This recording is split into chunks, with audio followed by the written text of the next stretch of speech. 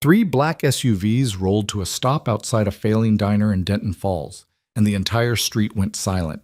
Men in expensive suits stepped out, their polished shoes clicking against the cracked pavement. The shopkeepers who had spent months complaining about the homeless woman now stood frozen. Because that woman, the one they'd spat at, ignored, called trash, was stepping out of the lead vehicle in a tailored coat worth more than their yearly earnings. Ethan Marlowe, the stubborn billionaire who'd protected her, felt his daughter's hand tighten in his. He'd given 1 cup of coffee. He had no idea what he'd started. Before we dive in, if you're loving this story, hit that like button and drop a comment with your city. I want to see how far this tale travels. Now, let's begin. The coffee was always black, always hot, and always exactly at 6:40 in the morning. Ethan Marlowe pushed through the front door of what used to be Morton's Hardware, now gutted down to concrete and exposed beams, carrying 2 paper cups. The November air bit at his face, turning his breath into small clouds that disappeared as quickly as his footsteps echoed down the empty street. Denton Falls didn't wake up early anymore. Not like it used to. Nora Vale sat in her usual spot, a recessed doorway 3 buildings down from his construction site. She had a sleeping bag that looked like it had survived a war, a backpack held together with duct tape, and a face that had learned not to expect anything good from strangers. "Morning," Ethan said, holding out one of the cups. She looked up at him with those pale green eyes that seemed too alert for someone living on the street. For a moment, she didn't move. Then her fingers, chapped, the nails broken, reached out and took the cup. "Black," he said, though she already knew that. He'd been doing this for 3 weeks now. "Thanks." Her voice was rough, like she hadn't used it much. Or maybe she'd used it too much, screaming at people who didn't listen. Ethan didn't ask her questions. He didn't offer to call a shelter or suggest she get help. He just handed her the coffee, same time every morning, and went back to work. Inside the construction site, his daughter Maya sat on an upturned bucket, watching through the gap in the plywood boarding. She was 7 years old and had her mother's dark hair, though that's where the similarity ended. Her mother had left when Maya was 2. Decided that being married to a billionaire who insisted on living like he wasn't one wasn't the life she'd signed up for. "Why do you give her coffee, Dad?" Ethan set his own cup down on a sawhorse and grabbed his work gloves. The diner renovation was behind schedule. The contractor he'd hired had quit after 2 weeks, saying the building was a money pit. Ethan had decided to finish it himself, which meant most mornings started at 5 a.m. and ended when Maya reminded him she needed dinner. "Because she's there," he said. "Joey's mom says she's dangerous." "Joey's mom say anything else?" Maya shrugged. "That you're weird for talking to homeless people. That you should sell this place and stop pretending you're normal." Ethan pulled on his gloves and looked at his daughter. She had paint on her jeans from helping him last week, and her sneakers had a hole forming near the toe. He could buy her 100 pairs of shoes. He could buy her a house on every continent. But he'd learned the hard way that money didn't make people less lonely, and it sure as hell didn't teach them how to be decent. "You think I'm pretending?" "I think you're stubborn," Maya said, "like Grandpa." Ethan's father had owned a chain of diners across the Midwest before selling them for enough money to retire 5 times over. He'd taught Ethan that work mattered more than wealth, that a man who couldn't make something with his own hands was just a guy with a bank account. Then he died of a heart attack at 63, still working the grill at the last diner he refused to sell. "Your grandpa would have liked Nora," Ethan said. "You don't even know her." "Don't need to." He grabbed a crowbar and went to work on the old counter. The wood was rotted through in places, scarred by decades of hot plates and spilled coffee. This building had been Morton's Hardware for 40 years before the old man died, and his kids sold it off. Then it sat empty for another 10, slowly falling apart while the neighborhood around it did the same. Ethan had bought it for cash 6 months ago. People thought he was insane. Maybe they were right. The truth was, he didn't know what the hell he was doing. He'd made his fortune in tech, sold a company at 28, invested smart, and woke up one day to realize he had more money than he could spend in 3 lifetimes, and absolutely nothing that mattered. So he'd moved to Denton Falls, bought a normal house, on a normal street, and enrolled Maya in public school. He wanted her to grow up around real people with real problems, not the kind of bubble-wrapped existence he'd had after the money came. The diner was supposed to be simple. Buy a building, fix it up, hire some locals, serve decent food at fair prices.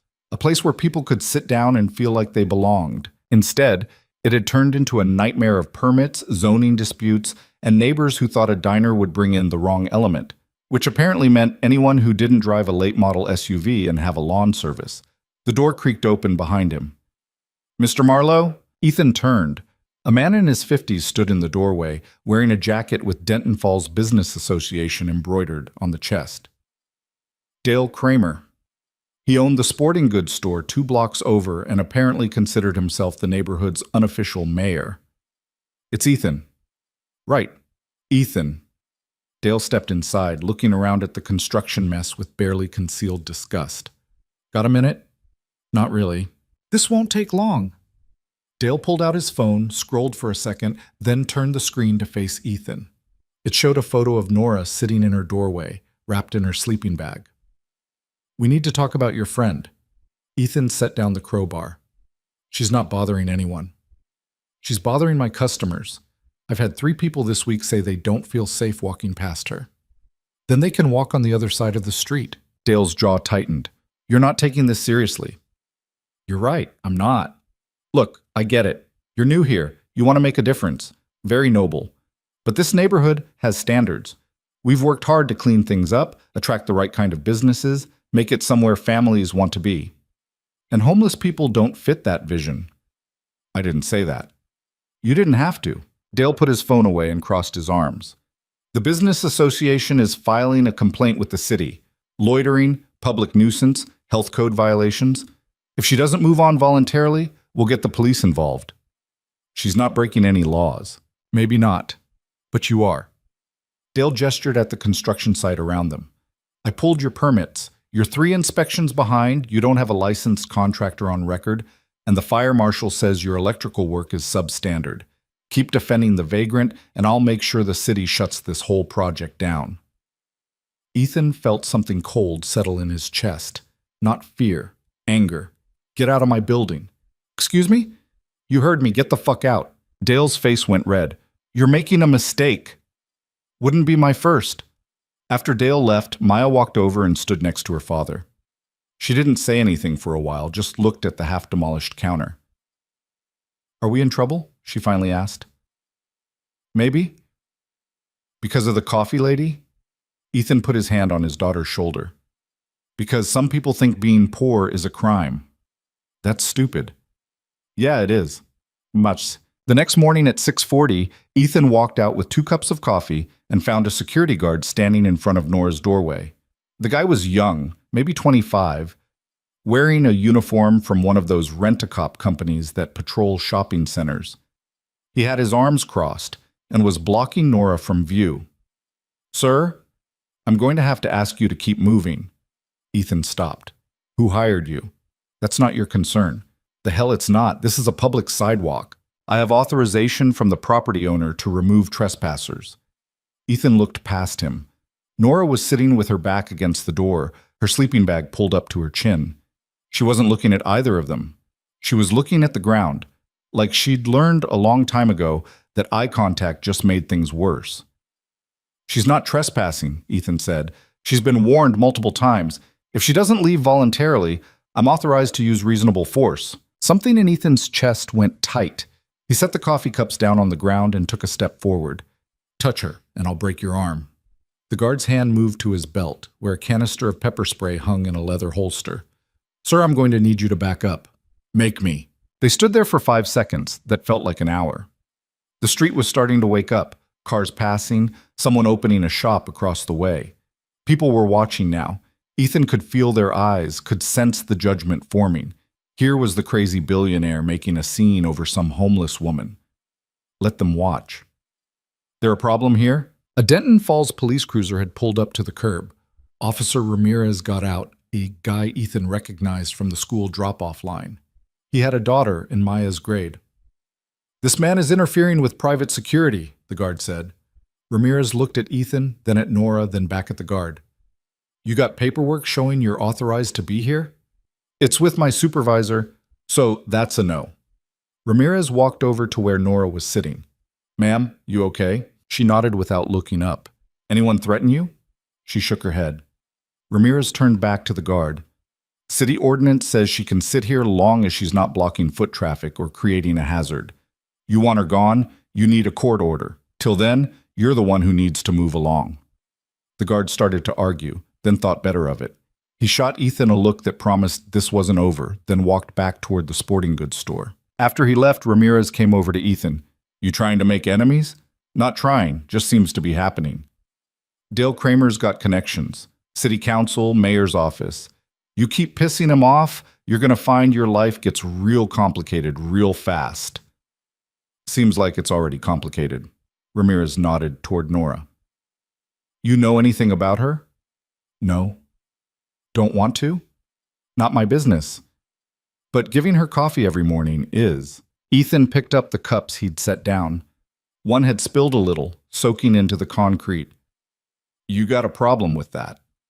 No, I got a problem with you getting yourself hurt over something that's not going to end well. Ramirez lowered his voice. Between you and me? I agree with what you're doing, but the people who run this town, they don't. And they're going to make you pay for it. Let them try. After Ramirez left, Ethan walked over and held out the coffee that hadn't spilled. Nora took it with both hands. Her fingers were shaking a little. You didn't have to do that, she said. Yeah, I did. Why? It was the first real question she'd ever asked him. In 3 weeks of morning coffee, she'd never asked why he did it, never asked who he was or what he wanted. She'd just taken the cup and thanked him and let him walk away. Ethan didn't have a good answer, or maybe he had too many answers, none of them simple enough to explain. Because nobody else will, he finally said. She looked up at him then, really looked at him, and for a second he saw something in her eyes that wasn't defeat or fear or the blank acceptance of someone who'd given up. It was something sharper, calculating. Then it was gone, and she was just a tired woman with a cup of cooling coffee. Thank you, she said. Ethan went back inside to find Maya watching from the window again. Is she going to be okay? His daughter asked. I don't know. Are you? That stopped him. Maya had her mother's way of asking questions that cut straight through the bullshit. Yeah, kiddo, I'm going to be fine. Joey's mom says you're going to lose all your money trying to save people who don't want to be saved. Joey's mom talks a lot. She says it's sad. That you're sad because mom left, and now you're trying to fix broken things because you couldn't fix your marriage. Ethan crouched down so he was eye level with his daughter. You think that's what I'm doing? Maya shrugged. I think you're nice.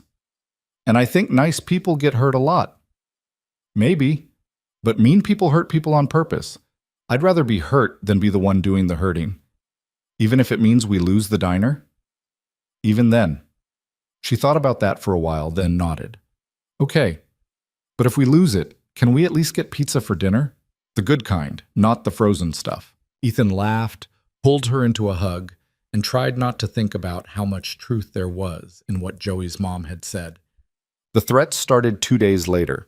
First, the building inspector showed up unannounced and found a dozen violations that definitely hadn't been there before. Then the fire marshal condemned the electrical panel, which meant no power until Ethan hired a licensed electrician to rewire the entire building. Then the health department flagged the plumbing as a biohazard risk. Each citation came with a fine. Each fine came with a deadline.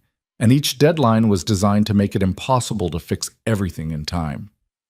Ethan knew what was happening. This was how the system worked when you didn't play along. You could have all the money in the world, but if the people running the city wanted you gone, they'd bury you in paperwork until you gave up. He hired lawyers. He filed appeals. He paid the fines and fixed the violations and showed up to every hearing with documentation proving he'd done everything by the book. It didn't matter. The permits got lost. The inspections got delayed.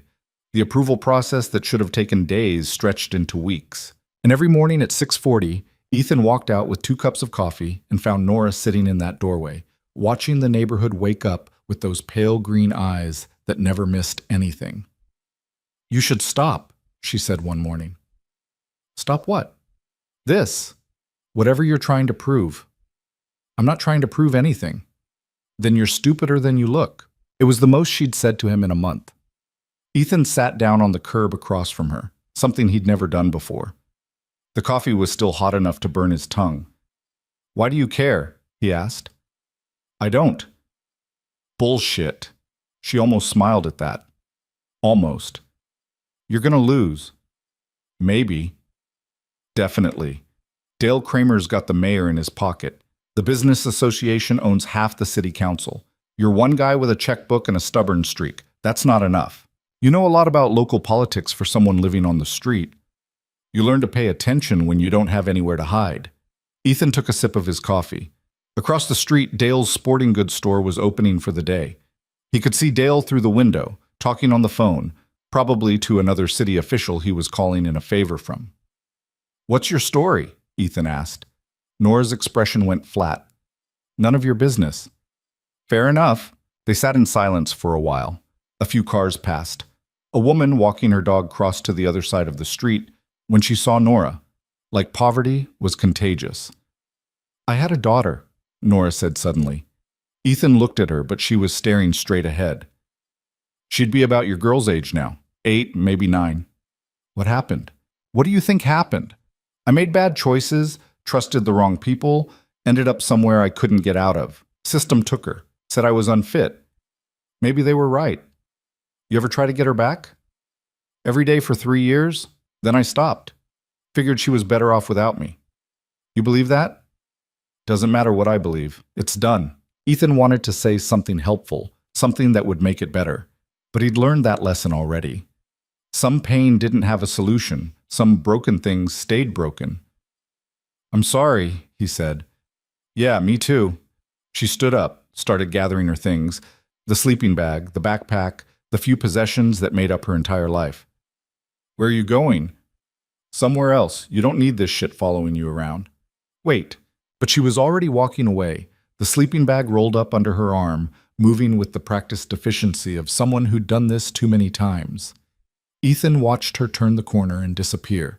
He sat there on the curb with 2 cups of coffee, one of them going cold in his hand, and felt like he'd just failed some test he hadn't known he was taking. "What?" Maya asked about Nora that night. "She's gone," Ethan said. "Why?" "Because she didn't want to cause me any more trouble." "That's dumb. It's not her fault people are mean." "No, it's not." They were eating dinner at the small table in their kitchen, spaghetti from a box, garlic bread from the freezer. The house was a 2-bedroom ranch on a street lined with similar houses, all of them built in the 70s and starting to show their age. Ethan could have bought something bigger, newer, in one of the gated communities on the edge of town. But Maya had liked this house because it had a tree in the backyard she could climb. "Are you going to look for her?" Maya asked. "I don't know where to look." "You could ask the police. They just tell me she's not missing. Adults are allowed to go wherever they want." "Even if it's dangerous?" Even then, Maya twirled spaghetti around her fork, thinking, Joey's mom says homeless people choose to be homeless, that if they really wanted to stop, they could. Joey's mom doesn't know what the hell she's talking about. Dad, language. "Sorry, but it's true. People don't choose to lose everything. They choose to survive the best way they can with what they've got left." "Is that what Nora's doing? Surviving?" "Yeah." "Then we should help her." "I tried. She left. So try harder." Ethan looked at his daughter, this 7-year-old kid with spaghetti sauce on her chin and a sense of right and wrong that somehow hadn't been beaten out of her yet by the world.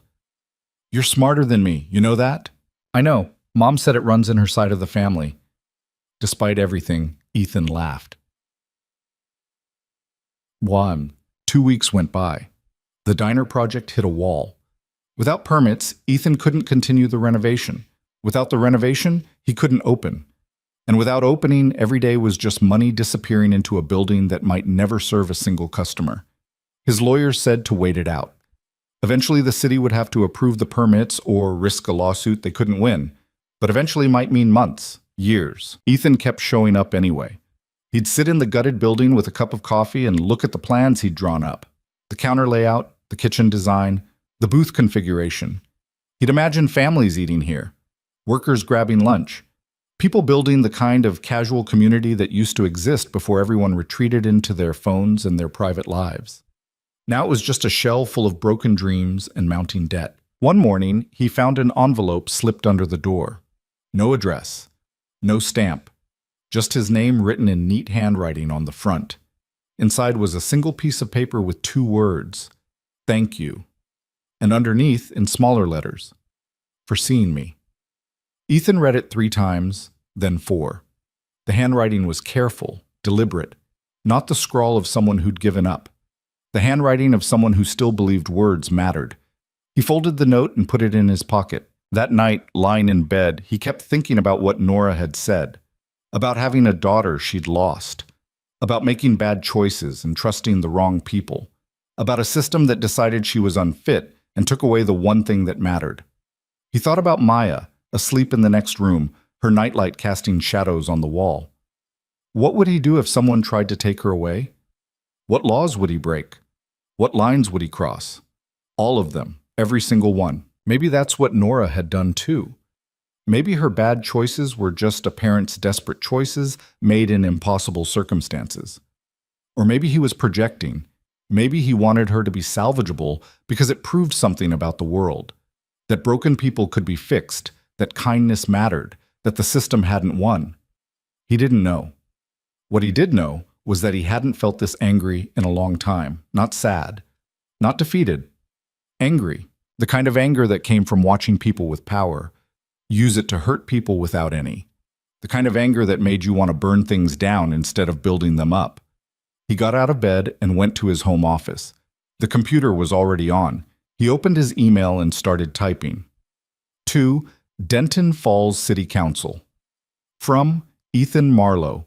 Subject, Public Records Request. He requested every email, memo, and document related to the permits for his building. Every communication between the building inspector, the fire marshal, the health department, and the business association. Every citation, every violation, every delay. If they wanted to bury him in paperwork, he'd return the favor. Then he opened a second email. To Marcus Webb, attorney. Subject, need your help. Marcus was a guy Ethan had gone to college with, back before the money. He'd become a civil rights lawyer, the kind who took on cases nobody else would touch. Police misconduct, housing discrimination, government corruption. They hadn't talked in 5 years. Ethan explained the situation, the diner, the permits, the woman on the street, the security guard, the threats. He laid it all out in detail, then added one more line. I want to fight this. Whatever it takes.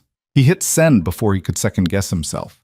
Then he poured a drink, whiskey, neat, and sat on his back porch watching the tree in his yard sway in the wind. Maya had named it Gerald for reasons she'd never explained. It was a good tree, strong, old enough to have survived a lot of seasons. Ethan hoped he could do the same. The next morning at 6:40, he walked out with 1 cup of coffee. The doorway where Nora used to sit was empty. Someone had power washed the concrete, removing the stains and the chalk marks and any evidence that a person had lived there. Ethan stood there for a long time, holding the coffee that was meant for someone who was gone. Then he heard footsteps behind him. Mr. Marlowe. He turned. Dale Kramer was standing there with 2 other men from the business association. All of them had the satisfied expressions of people who'd won something they thought they deserved. She's gone, Dale said. Took care of itself. Now we can all move forward like civilized people. Ethan set the coffee cup down on the ground, right in the middle of the doorway where Nora used to sit. Fuck you, Dale. Dale's smile faltered. Excuse me? You heard me. Fuck you, and fuck everyone who thinks making a woman disappear is something to be proud of. We didn't make her do anything. You made her feel so unwelcome, so worthless, that leaving seemed like the better option. You did that, all of you. Ethan looked at the other men. You're going to stand there and tell me you're proud of that? One of them shifted uncomfortably. The other looked away. Dale's face was turning red again. You need to watch how you talk to people. Or what? You'll shut down my diner? Already doing that. You'll turn the city against me? Already done. What else you got, Dale? What other petty bullshit you going to throw at someone who just wanted to run a restaurant and treat people decent? You're making a scene. Good. Let everyone see. A small crowd had gathered. People on their way to work. Shopkeepers opening up. A few regulars from the coffee shop down the street. Ethan recognized some of them. Neighbors who'd smiled and waved when he first moved to town, back when they didn't know he was going to be a problem. You all okay with this? Ethan asked them. You okay with running off someone because they didn't fit your idea of what belongs in this neighborhood? Nobody answered. That woman never hurt anyone, never asked for anything, just sat in a doorway and tried to survive. And you, he pointed at Dale, you decided that was too much, that her existence was offensive, that making her disappear was worth celebrating. She was bad for business. She was a person. Ethan's voice cracked. He didn't care. She had a name. She had a life. She had a daughter she lost, and pain you can't imagine. And you treated her like trash because it was easier than seeing her as human. The crowd was silent now. Ethan could feel their discomfort, their desire to be anywhere else. Good. Let them squirm. I'm done being polite about this, he said. I'm done pretending that the way this town treats people is okay. You want to shut down my diner? Do it. You want to run me out of town? Try. But I'm not apologizing for treating another person with basic fucking decency. He picked up the coffee cup and walked back to his building, leaving Dale and the others standing there with nothing to say. Inside, Maya was waiting. You said the F word, she said. I know. I'll put $1 in the swear jar. You said it twice. That's $2. Fair enough. She walked over and hugged him, her small arms barely reaching around his waist. I'm proud of you, Dad. Ethan closed his eyes and held his daughter and tried not to think about the other daughter, the one Nora had lost, and whether anyone had ever hugged her like this and told her she was loved. The fight wasn't over. It was just beginning. The lawsuit hit 3 days after Ethan's outburst on the street. Dale Kramer and the Business Association filed a civil complaint alleging harassment, defamation, and interference with business operations. They were seeking damages, a restraining order, and immediate cessation of all construction on the diner property. Marcus Webb called that evening. They're not playing around, he said. His voice had that lawyer flatness that meant bad news delivered professionally. This is designed to drain your resources. Even if we win, you're looking at months of legal fees and depositions. Ethan sat at his kitchen table with the complaint spread out in front of him. 23 pages of legal language that boiled down to one thing: shut up and go away. What are our chances? In court? Probably good. You didn't actually defame anyone. Truth is an absolute defense, but that's not the point. The point is to make this expensive and public enough that you give up. I'm not giving up. I know. That's why I already filed our response. But Ethan, you need to understand what you're walking into. These people have money, connections, and a lot to lose if you make them look bad. They're going to come at you with everything. Let them. Maya was doing homework at the other end of the table, pretending not to listen. She'd gotten good at that, acting like the adult conversations didn't bother her while her pencil pressed harder into the paper with each word she heard. After Marcus hung up, Ethan closed the lawsuit and pushed it aside. How's the math homework? Fine, Maya said without looking up. Need help? No. Maya. She set down her pencil. Are we going to lose our house? What? No. Where'd you hear that? Joey said his mom said that lawsuits cost a lot of money, and sometimes people lose their houses. Ethan pulled his chair around next to hers. Joey's mom needs a hobby that doesn't involve talking about other people's business. So we're not going to lose the house? No, I promise. What about the diner? That was harder to answer. The truth was he didn't know. The permits were still stuck, the legal fees were mounting, and every day the building sat empty was money down a hole. He had enough saved to weather this for a while, but eventually even a billionaire runs out of patience when the money's only flowing one direction.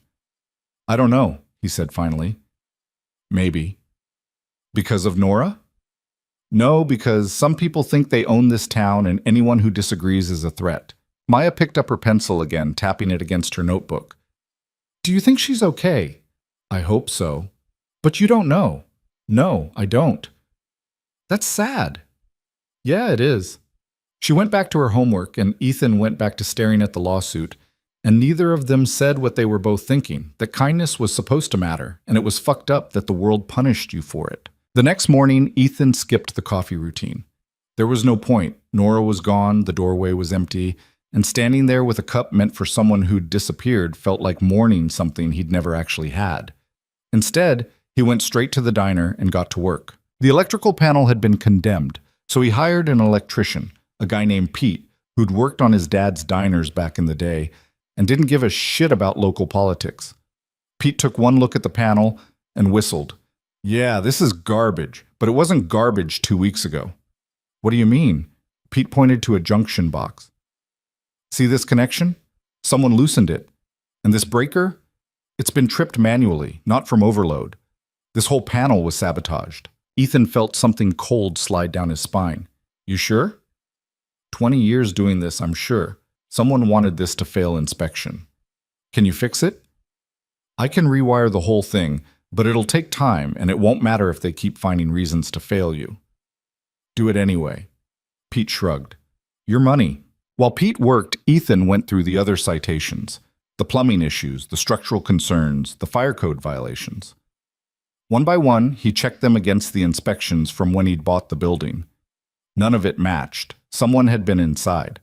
Someone had created problems where none existed, then called in the city inspectors to document the failures. He pulled out his phone and called Marcus. We need to add evidence tampering to our countersuit, Ethan said.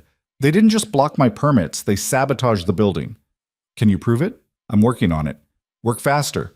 Our preliminary hearing is in 2 weeks. After Marcus hung up, Ethan stood in the middle of the gutted diner and tried to figure out his next move. He could install cameras, hire security, turn this place into a fortress. But that felt like admitting defeat, like accepting that the world was full of people who'd rather destroy things than let someone build something good. The door opened behind him. Mr. Marlowe? Officer Ramirez stepped inside, looking uncomfortable. He had his uniform on, but his posture was all civilian. Hands in pockets, shoulders relaxed. It's Ethan. Right, listen, I'm not here officially. Just wanted to give you a heads up. About what? Dale's been talking to the chief. Wants extra patrols around here, says you're a safety risk. Chief's not buying it, but there's pressure from the mayor's office. So what does that mean? It means watch yourself. Don't give them a reason to arrest you. No more confrontations, no more public scenes. They're looking for an excuse. Ethan laughed, but there wasn't any humor in it. I tell a guy to fuck off and suddenly I'm a safety risk? In this town? Yeah. You're not from here, you don't play by the rules, and you made them look bad in front of people. That's unforgivable. What about Nora? Anyone looking for her? Ramirez shifted his weight. Why would they? Because she's missing. She's not missing. She left. You know that for sure? I know nobody's reported her missing. I know she's an adult who can go wherever she wants. And I know that even if I wanted to look for her, I'd have about 100 actual cases that take priority.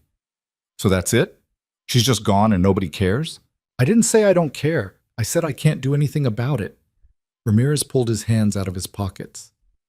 Look, between you and me, I think what you did was right. Giving her coffee, standing up to that rent-a-cop, calling out the business association, all of it. But right doesn't win fights in Denton Falls. Money does, connections do, and you're running out of both. I've got plenty of money, not the kind that matters.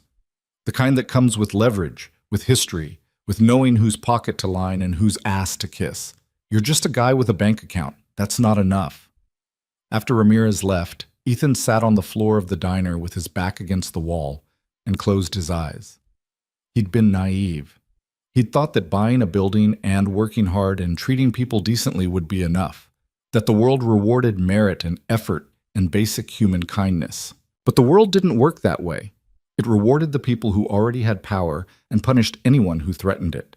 And Ethan had made the mistake of thinking his money could insulate him from that reality. His phone buzzed, a text from Maya's school. Please call regarding Maya, non-emergency. He dialed the principal's office. Mr. Marlowe, thanks for calling back.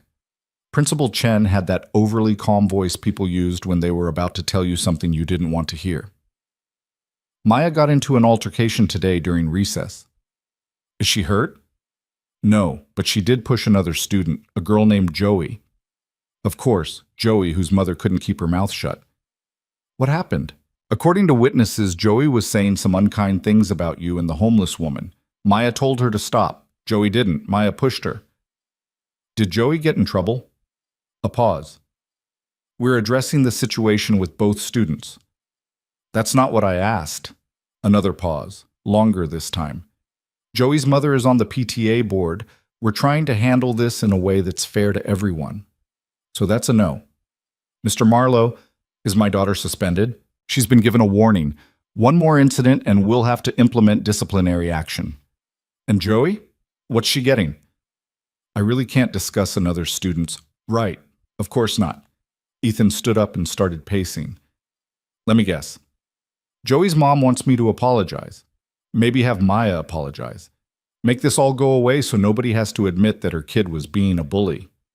I think everyone would benefit from a conversation about appropriate behavior. Yeah, I'll bet. He hung up before he said something that would make things worse.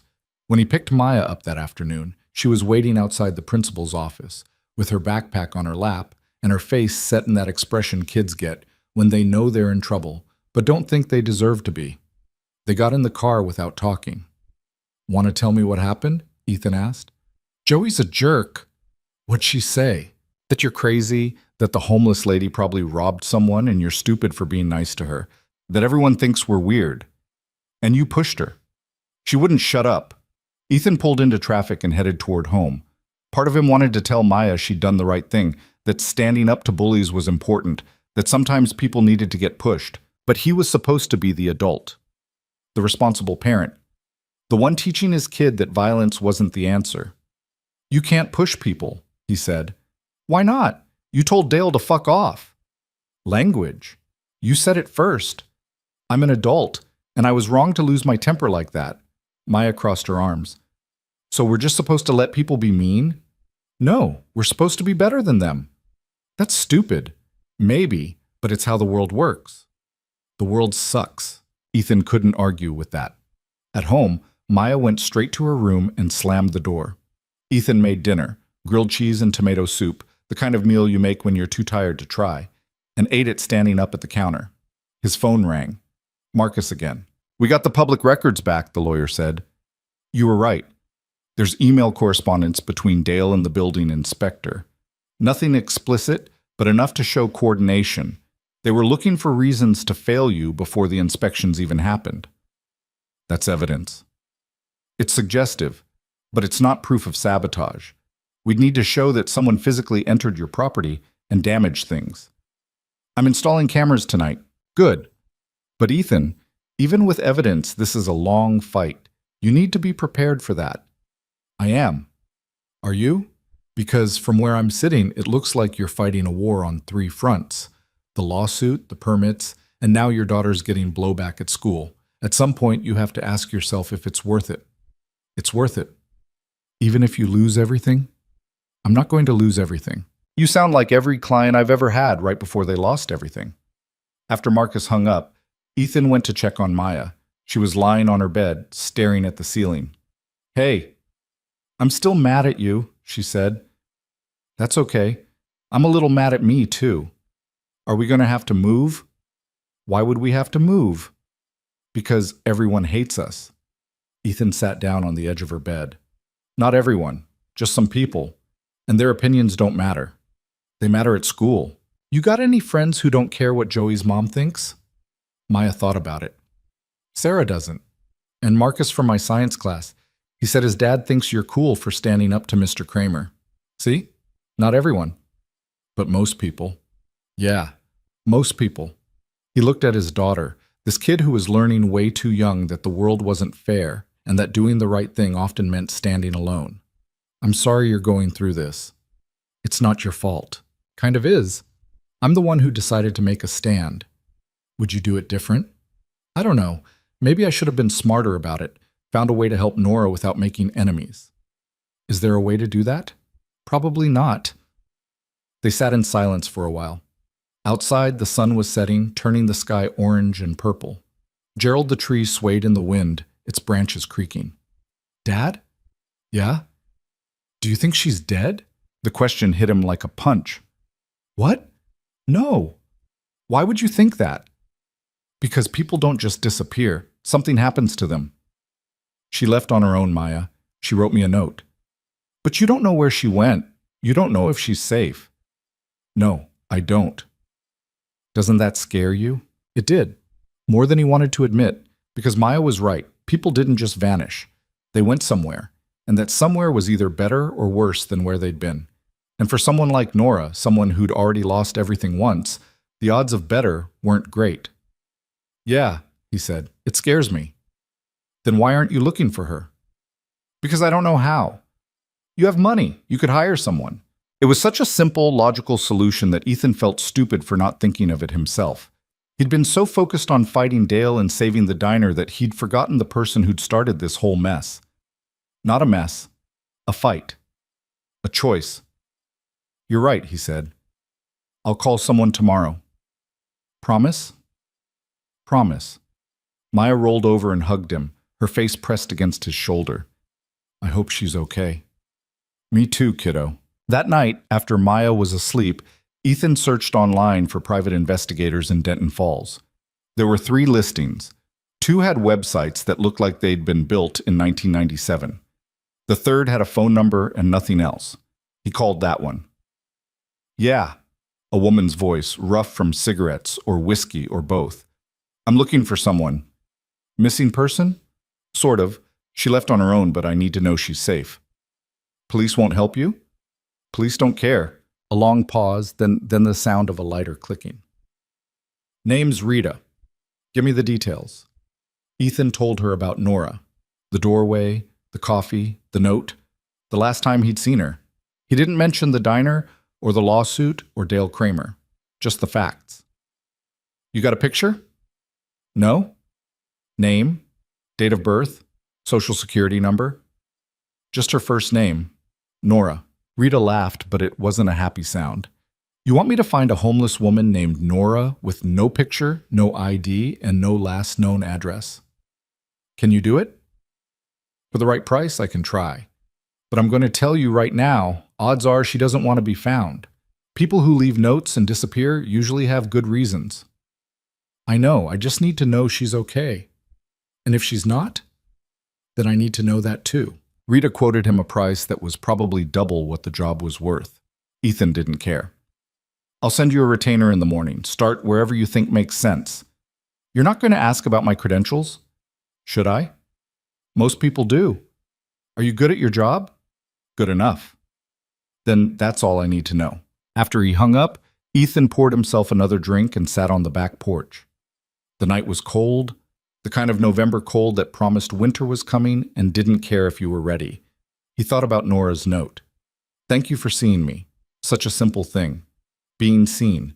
Being acknowledged as a person who mattered. He'd given her coffee and stood up to a security guard, and that was it. That was the sum total of his heroism. And somehow it had spiraled into lawsuits and sabotage, and his daughter getting into fights at school. Was it worth it? Marcus's question kept bouncing around his head. At some point, you have to ask yourself if it's worth it. The problem was, he didn't know how to measure worth. Was Nora's dignity worth more than Maya's social standing? Was standing up to bullies worth more than the diner opening on time? Was being right worth more than being smart? There weren't easy answers. There probably weren't any answers at all. But giving up felt like betraying something fundamental. Not just Nora, but the idea that people deserved basic decency, regardless of their circumstances. That wealth and power didn't give you the right to erase the inconvenient. His phone buzzed. A text from an unknown number. "Stop asking questions or you'll regret it." Ethan stared at the message. It was vague enough to be deniable, specific enough to be a threat. He screenshot it and forwarded it to Marcus, then deleted the original. Let them threaten. Let them sabotage and sue and spread rumors. He wasn't backing down. Not now. Not when he was finally fighting for something that mattered.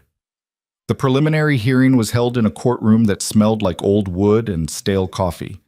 Dale and his lawyers sat on one side, Ethan and Marcus on the other. The judge was a woman in her 60s who looked like she'd heard every variation of bullshit the legal system had to offer and wasn't impressed by any of it. Dale's lawyer went first. He was young, expensive suit, the kind of guy who'd learned to argue by watching TV lawyers, and thought volume equaled persuasion. "Your Honor, Mr. Marlowe's behavior has created a hostile environment for local businesses. His verbal assault on my client, his refusal to comply with reasonable community standards, and his continuing harassment constitute a pattern of conduct that requires immediate intervention." The judge looked at Ethan. "You tell this man to fuck off?" "Yes, Your Honor." "In public?" "Yes." "Any reason why?" He was celebrating the fact that a homeless woman felt forced to leave the neighborhood because of harassment from his organization. Dale's lawyer jumped in. "That's a mischaracterization." The judge held up her hand. I'm talking to Mr. Marlowe. She turned back to Ethan. You know this woman well. No, Your Honor. I gave her coffee in the mornings. That's all. And that made you mad enough to curse at people on the street? It made me mad that they treated her like she wasn't human. The judge leaned back in her chair. Mr. Webb, your client have anything else to add? Marcus stood up. Your Honor, we'd like to submit evidence that the plaintiff and his associates have engaged in a coordinated effort to sabotage my client's business. We have emails showing, I've read your filings.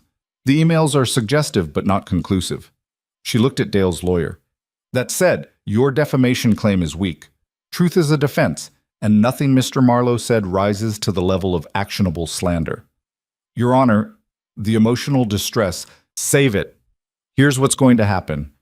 Both of you are going to go home and think about whether you really want to spend the next year of your lives in my courtroom fighting over hurt feelings. Mr. Marlowe, stop cursing at people. Mr. Kramer, stop filing frivolous lawsuits. And both of you find a way to coexist like adults. Your Honor, Dale's lawyer tried again. We're done. Case dismissed without prejudice, which means either of you can refile if you really want to waste more money. But I'm telling you now, it'll go the same way. She banged her gavel. Next case. Outside the courthouse, Marcus was grinning. That went better than expected. They can still refile. They won't. The judge basically called it bullshit. If they try again, she'll sanction them. So, we won? You survived. That's not the same as winning, but it's not losing either. Ethan looked across the courthouse steps to where Dale and his lawyers were standing in a tight circle, clearly arguing about what to do next. Dale caught his eye, and the look he gave Ethan was pure hatred. This wasn't over. 2 days later, Rita called. I found something. Ethan was at the diner, watching Pete finish the electrical work. He stepped outside so he could hear better. What'd you find? Your girl Nora. She's not homeless. Or at least she wasn't always. Found a Nora Vale in county records. Eviction notice from 3 years ago. Couple of court appearances for unpaid fines. Before that, she had a job at a medical billing company. What happened? Far as I can tell, husband died. Insurance didn't cover the medical bills. She went into debt trying to keep her head above water. Lost the apartment, lost custody of her daughter, fell through the cracks. Ethan felt something twist in his chest. You find where she is now? That's the weird part. She disappeared from the system about 2 weeks ago. No shelter check-ins, no arrests, no hospital visits. It's like she just vanished. People don't just vanish. Homeless people do, all the time. But here's the thing. I talked to a guy who runs a shelter downtown. He said a woman matching Nora's description came in about 10 days ago, stayed one night, then left with someone.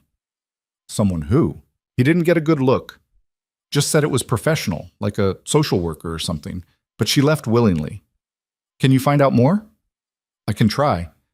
But Ethan, I gotta tell you, this is starting to feel like more than just a missing person case. You sure you want me to keep digging? Why wouldn't I? Because sometimes the answers you find aren't the ones you want. After Rita hung up, Ethan stood outside the diner and watched the street. The same street where he'd given Nora coffee every morning.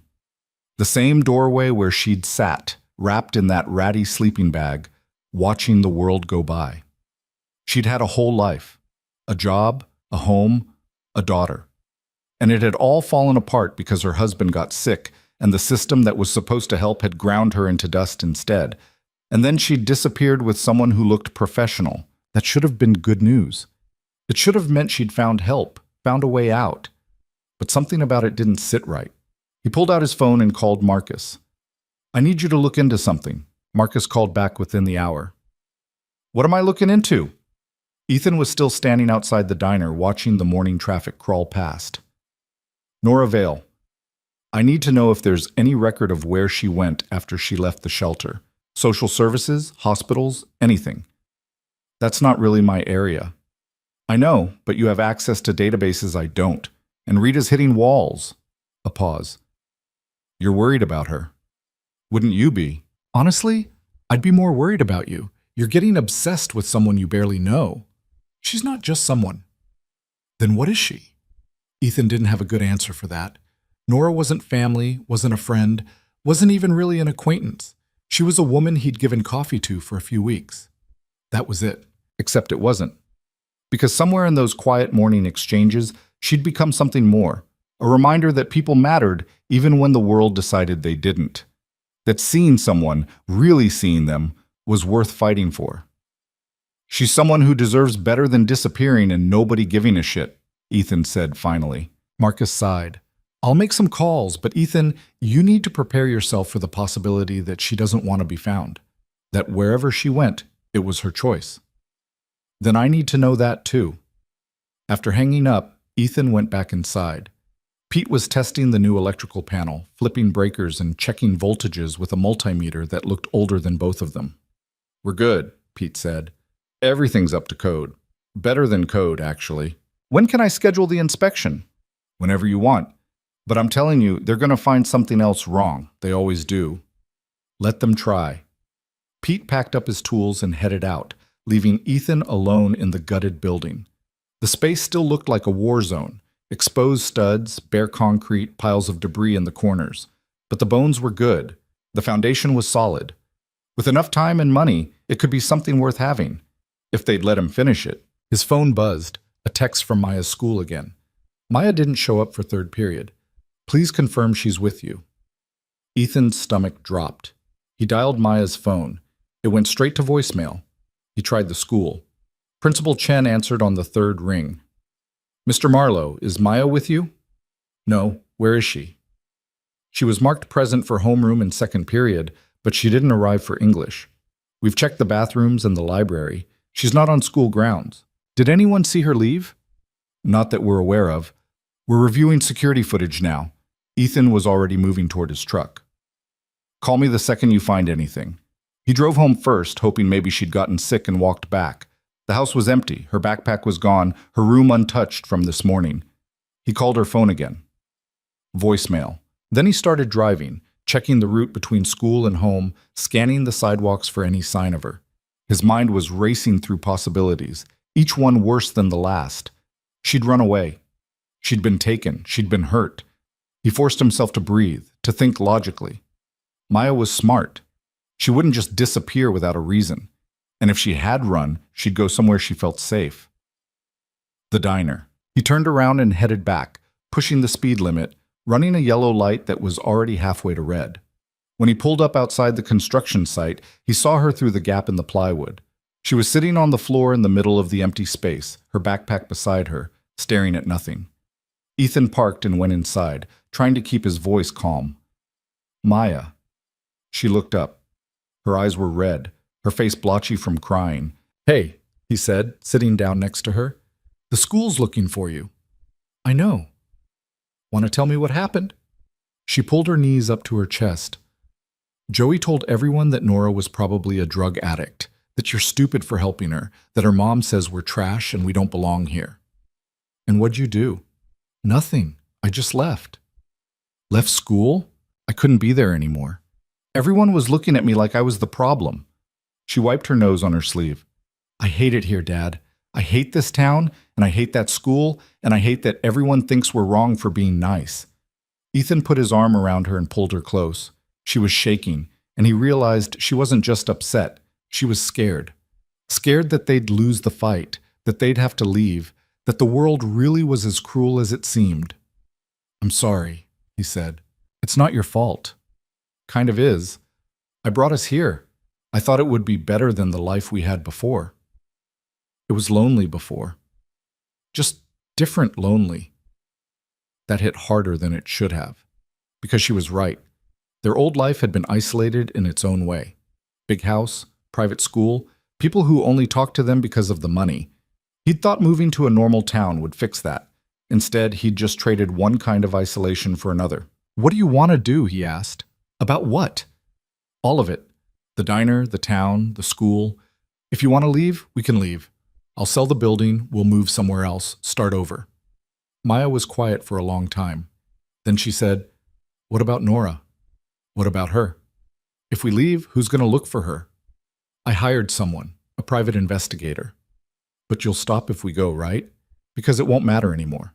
Ethan hadn't thought about it that way, but she was right. If they left Denton Falls, the whole thing would fade into just another story about good intentions gone wrong. Nora would become a footnote, a woman they'd tried to help who disappeared into the same system that had failed her before. "I don't know," he said honestly. "Then we can't leave. Not yet." "Maya, I'm serious. I hate it here, but leaving means they win. And I don't want them to win." She sounded so much older than 7, so much tougher than she should have to be. "Okay," Ethan said. "We'll stay, but you can't skip school. Deal?" "Deal. But I'm not apologizing to Joey." "Wouldn't ask you to." He called the school and told them Maya was with him, that she'd felt sick and walked to his work site instead of going to the nurse. It was a lie, but a small one. Principal Chen didn't sound convinced, but said they'd mark it as an excused absence this time. They sat in the empty diner for another hour, not talking much, just being together in the space that had caused all this trouble. Eventually, Maya fell asleep with her head on his shoulder, exhausted from crying and fear and the weight of being a kid in an adult fight. Ethan's phone buzzed. A text from Rita. "Call me. Found something big." He carefully shifted Maya so she was lying down, put his jacket under her head, and stepped outside to call. "What'd you find?" Rita's voice was different now, sharper. "Nora Vale isn't who you think she is." "What does that mean?" "Means I dug deeper into her background. The eviction, the custody loss, the job at the medical billing company, it's all true, but there's more. Her maiden name was Nora Hendricks, and before she married, she worked for a private equity firm in Chicago." So that firm specialized in acquiring struggling businesses and either turning them around or liquidating them. And one of their biggest clients was Hendricks Capital Group. The name didn't mean anything to Ethan. "I don't follow." Hendricks Capital is a multi-billion-dollar investment fund. They own properties all over the country, including several commercial buildings in Denton Falls. And Nora Hendricks is the daughter of Richard Hendricks, the guy who founded it. Ethan felt the ground shift under him. "You're saying Nora's rich?" "Was rich. According to court records, her father cut her off when she married someone he didn't approve of. She's been estranged from the family for years. But here's the thing. Richard Hendricks died 8 months ago, and when he did, control of Hendricks Capital transferred to a trust that lists Nora as the primary beneficiary." "How much are we talking?" "Conservatively, $3 billion, maybe more." Ethan had to sit down. The concrete was cold under him, but he barely noticed. "So she's homeless but worth $3 billion? Not homeless? Not anymore." Because here's where it gets interesting. 2 weeks ago, a law firm in Chicago filed paperwork to locate Nora Vale, formerly Nora Hendricks. They hired private investigators, put out notices, the whole thing. And 5 days ago, someone matching her description was picked up from a shelter in Denton Falls by a representative of that law firm. "Why didn't she tell me?" "Why would she? You were some guy who gave her coffee. For all she knew, you'd try to get money out of her if you found out." Ethan's mind was reeling. Every morning for weeks, he'd handed coffee to a woman who could have bought the entire town without blinking, and she'd never said a word. "Where is she now?" "That I don't know. The law firm's not returning calls, and there's no public record of where she went after they picked her up. But Ethan, you need to understand what this means. If Nora's taken control of Hendricks Capital, she's got more power than everyone in Denton Falls combined, including Dale Kramer. Why would she stay on the street if she knew she was about to inherit billions? Maybe she didn't know. Or maybe she was waiting to see if anyone would help her when she had nothing.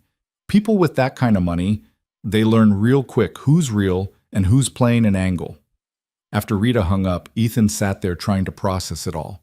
The quiet woman in the doorway, the thank you note, the way she'd watched the neighborhood with those too alert eyes, like she was seeing more than anyone realized. She'd been testing them, testing him, and he'd passed without knowing there was a test. But if that was true, why hadn't she reached out? Why disappear without a word, leaving him to wonder if she was safe while she was probably sitting in some penthouse in Chicago? Unless she wasn't done testing. Unless whatever came next was the real measure of who he was. He went back inside and woke Maya up gently. "Come on, kiddo. Let's go home." She rubbed her eyes. "Did something happen?" "Yeah, but I'll explain in the car." On the drive home, he told her what Rita had found. Maya listened without interrupting, her expression cycling through disbelief, confusion, and finally something that looked almost like relief. "So she's okay," Maya said. "Looks like it. And she's rich. Very rich. But she let everyone treat her like trash anyway." Yeah. Why? I don't know. Maybe she wanted to see how people acted when they thought she didn't matter. Maya thought about that. That's kind of mean. Maybe. Or maybe it's smart. Way to figure out who's real. Are you mad at her? Ethan considered it. Was he mad? Nora had lied by omission, let him worry, let him fight battles on her behalf when she could have solved everything with a phone call and a check. But she'd also been alone on the street. She'd lost her daughter, her husband, her life. And when her father's death gave her a way out, she'd still sat in that doorway morning after morning, watching to see if anyone would treat her like a person. No, he said finally. I'm not mad. Do you think she'll come back? I don't know. But 3 days later, she did. Ethan was at the diner early, before the sun was up, working on the interior framing. He heard the vehicles before he saw them, the low rumble of expensive engines, the kind of sound you only get from cars that cost more than most houses. He stepped outside and watched 3 black SUVs pull up to the curb in perfect formation. The doors opened in unison, and men in dark suits stepped out. They weren't security guards. They were professionals, the kind who carried themselves like they could handle any situation without breaking a sweat. Then Nora stepped out of the middle vehicle. She looked different. Clean, for one thing. Her hair was cut and styled, her clothes were tailored, her shoes probably cost what he'd spent on Maya's entire wardrobe. But it was more than that. She carried herself differently. Straighter. More certain. The woman from the doorway was gone. In her place was someone who'd remembered what power felt like. She walked toward him, and the men in suits fanned out behind her like a living barrier. Hello, Ethan. Her voice was the same. That was the only thing that hadn't changed. Nora. He didn't know what else to say. The script for this conversation didn't exist. I'm sorry I left without explaining. You don't owe me an explanation. I think I do. She looked at the diner, at the construction mess visible through the door. Can we talk inside? He let her in. The men in suits stayed outside, forming a perimeter that made the whole street look like a crime scene. Inside, Nora walked slowly around the space, taking in the exposed beams, the new electrical panel, the framing that was starting to give shape to what the diner would eventually become. You've been working hard, she said, trying to. I heard about the lawsuit, the permit issues, Dale Kramer making your life difficult. News travels fast. I've been keeping track. She turned to face him. I know what you did. Standing up to the security guard, the scene on the street, fighting the business association even when it cost you. You were watching. I'm always watching. It's what I do. She walked over to where he was standing. Up close, he could see she was tired. The polish was surface level, covering something deeper that hadn't healed. My father taught me that people show you who they really are when they think nobody important is looking. He was right. Most people failed that test. But not me. Not you. You treated me like a person when you had no reason to, no agenda, no expectations, just basic human decency. That's a low bar. You'd be surprised how many people can't clear it. She pulled an envelope from her jacket. I want to invest in your diner. Why? Because you deserve it. Because this town needs someone like you. And because I owe you. Ethan looked at the envelope but didn't take it. You don't owe me anything. I owe you everything. You were the only person in this entire town who saw me as human. That matters. It was just coffee. It was never just coffee. It was proof that decency still exists. And I need to believe that, Ethan. I need to believe that not everyone is plain an angle, that kindness doesn't always come with a price tag. She held out the envelope. This is a contract, partnership agreement. I provide the capital, you run the diner. 50-50 split on everything. No strings, no hidden clauses. Just a fair deal between 2 people who both want to build something good. Ethan took the envelope but didn't open it. How much capital are we talking about? Whatever you need. Enough to finish the renovations, cover the legal fees, keep things running until you're profitable. And enough to make Dale Kramer understand he picked the wrong fight. I don't want revenge money. It's not revenge. It's investment. I've looked at your plans. They're solid. This diner could work. But not if you're spending all your energy fighting bureaucrats and watching your back. What if I say no? Nora smiled, and for a second he saw a flash of the woman from the doorway. Then I'll respect your choice and leave you alone. But Ethan, you've been fighting this battle by yourself for months. Let someone help for once. He thought about Maya in the empty diner, crying because the world was cruel, about the lawsuit and the sabotage and the endless grinding war of attrition, about the fact that he'd started this to prove something, that money didn't have to corrupt, that normal life was possible, that he could raise his daughter around real people. But real people included Nora, and Nora was offering him a way to win without compromising who he was. I need to think about it, he said. Take all the time you need. But Ethan, those men outside, they're not just security. They're lawyers, investigators, people who know how to make problems disappear. Dale Kramer's been running this town through intimidation and connections. That ends today, whether you partner with me or not. What are you going to do? Show him what happens when you try to bully someone who can actually fight back. She walked to the door, then paused. For what it's worth, the coffee meant more to me than you'll ever know. It reminded me that I was still a person worth seeing. Thank you for that. Then she was gone, climbing back into the SUV and disappearing down the street with her convoy of protection and power. Ethan stood in the empty diner holding an envelope that might contain the solution to all his problems, and all he could think was that nothing about this felt right. Not because Nora was wrong, but because taking her money felt like admitting he couldn't do it alone. And he'd spent so long trying to prove he could. He opened the envelope. Inside was a partnership contract exactly as she'd described. 50-50 split, no hidden clauses, clean terms that any lawyer would approve, and attached to it, a personal check for $200,000 with a note. To get you started. More available when needed. He folded it back up and put it in his pocket. Then he called Marcus. I need you to look at a contract. What kind of contract? The kind that might solve all my problems or create a whole new set. Sounds about right for your life. Bring it by. Before Ethan could leave, Dale Kramer appeared in the doorway. He looked shaken, his usual smug confidence replaced by something close to panic. We need to talk, Dale said. I don't think we do. Please, just 5 minutes. Ethan crossed his arms. Clock's ticking. Dale stepped inside and closed the door behind him like he was afraid of being overheard. That woman you were helping. I didn't know who she was. Neither did I. She owns half the commercial properties in this town. My store, the coffee shop, the office building where the business association meets. She owns all of it through her family's investment fund. And she just had her lawyers deliver notices. Every lease is up for review. Every property owner needs to renegotiate terms or face eviction. Ethan felt a cold satisfaction settle in his chest. Sounds like a business decision. It's retaliation. She's punishing everyone who gave you trouble. Maybe she's just reevaluating her investments. Bullshit. This is because of you. Because we tried to make that homeless woman leave. Dale's voice cracked. I could lose everything. Welcome to how the rest of the world lives. Please, I'm asking you to talk to her. Tell her I'm sorry. Tell her I'll do whatever she wants. Why would I do that? Because you're a good person. Because you don't want to see people lose their livelihoods over a misunderstanding. It wasn't a misunderstanding, Dale. You tried to hurt someone because they were poor and powerless. The only difference now is that she's not powerless anymore. So that's it? You're just going to let her destroy everyone? Ethan walked to the door and opened it. I think we're done here. Dale started to say something else, then seemed to realize it was pointless. He left without another word, his shoulders slumped in defeat.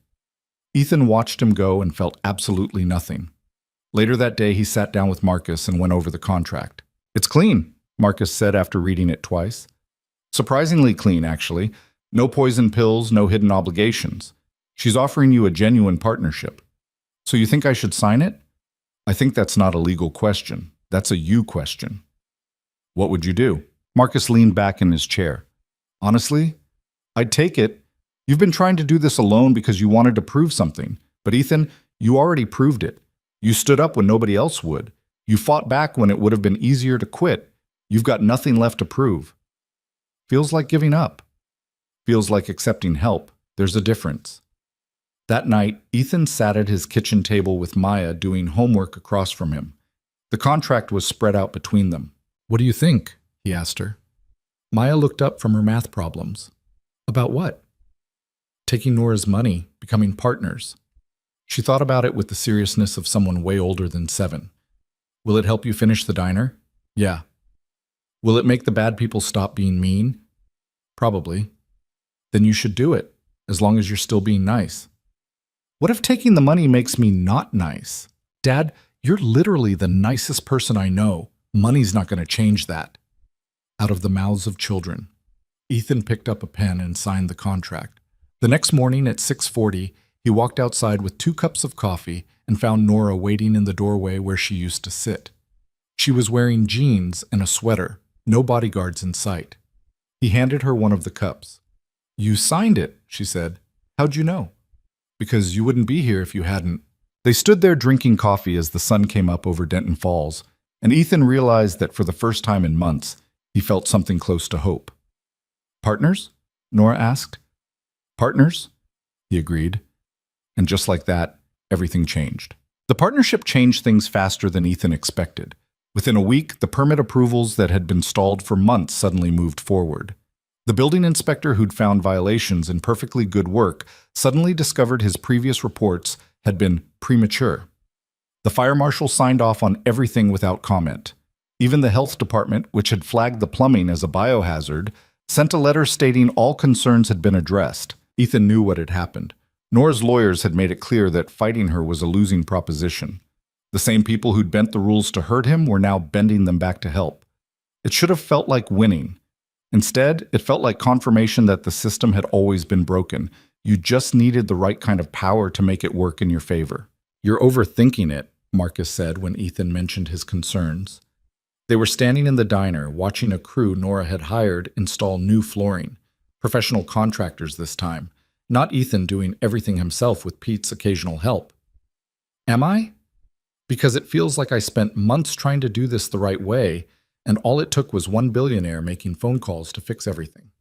Welcome to how the world actually works." That's depressing. That's reality. You want to change the system, you need power. Nora's giving you power. Use it. But that was the problem. Ethan hadn't wanted power.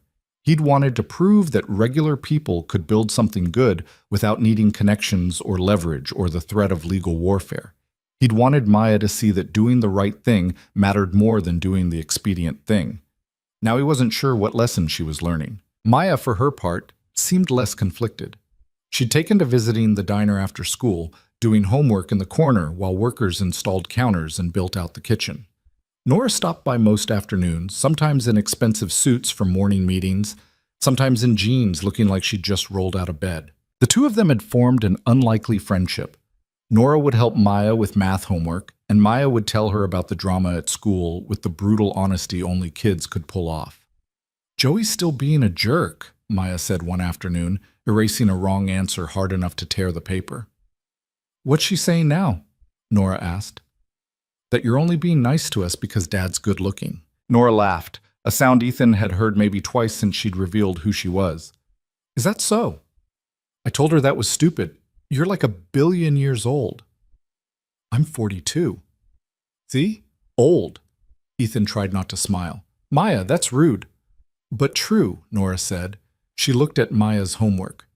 "You made a mistake on number 7. The equation's right, but your negative sign's in the wrong place." Maya fixed it, then looked up at Nora with the directness kids had before the world taught them to be subtle. "Do you miss your daughter?" The question hung in the air like something physical. Ethan started to intervene. That was too personal, too raw, but Nora held up a hand. "Every day," she said quietly. "Do you know where she is?" "Yes. She was adopted by a family in Minnesota. Good people, from what I can tell. She's 10 now." "Have you seen her?" "No. The adoption was closed. Legally, I gave up my rights when I signed the papers."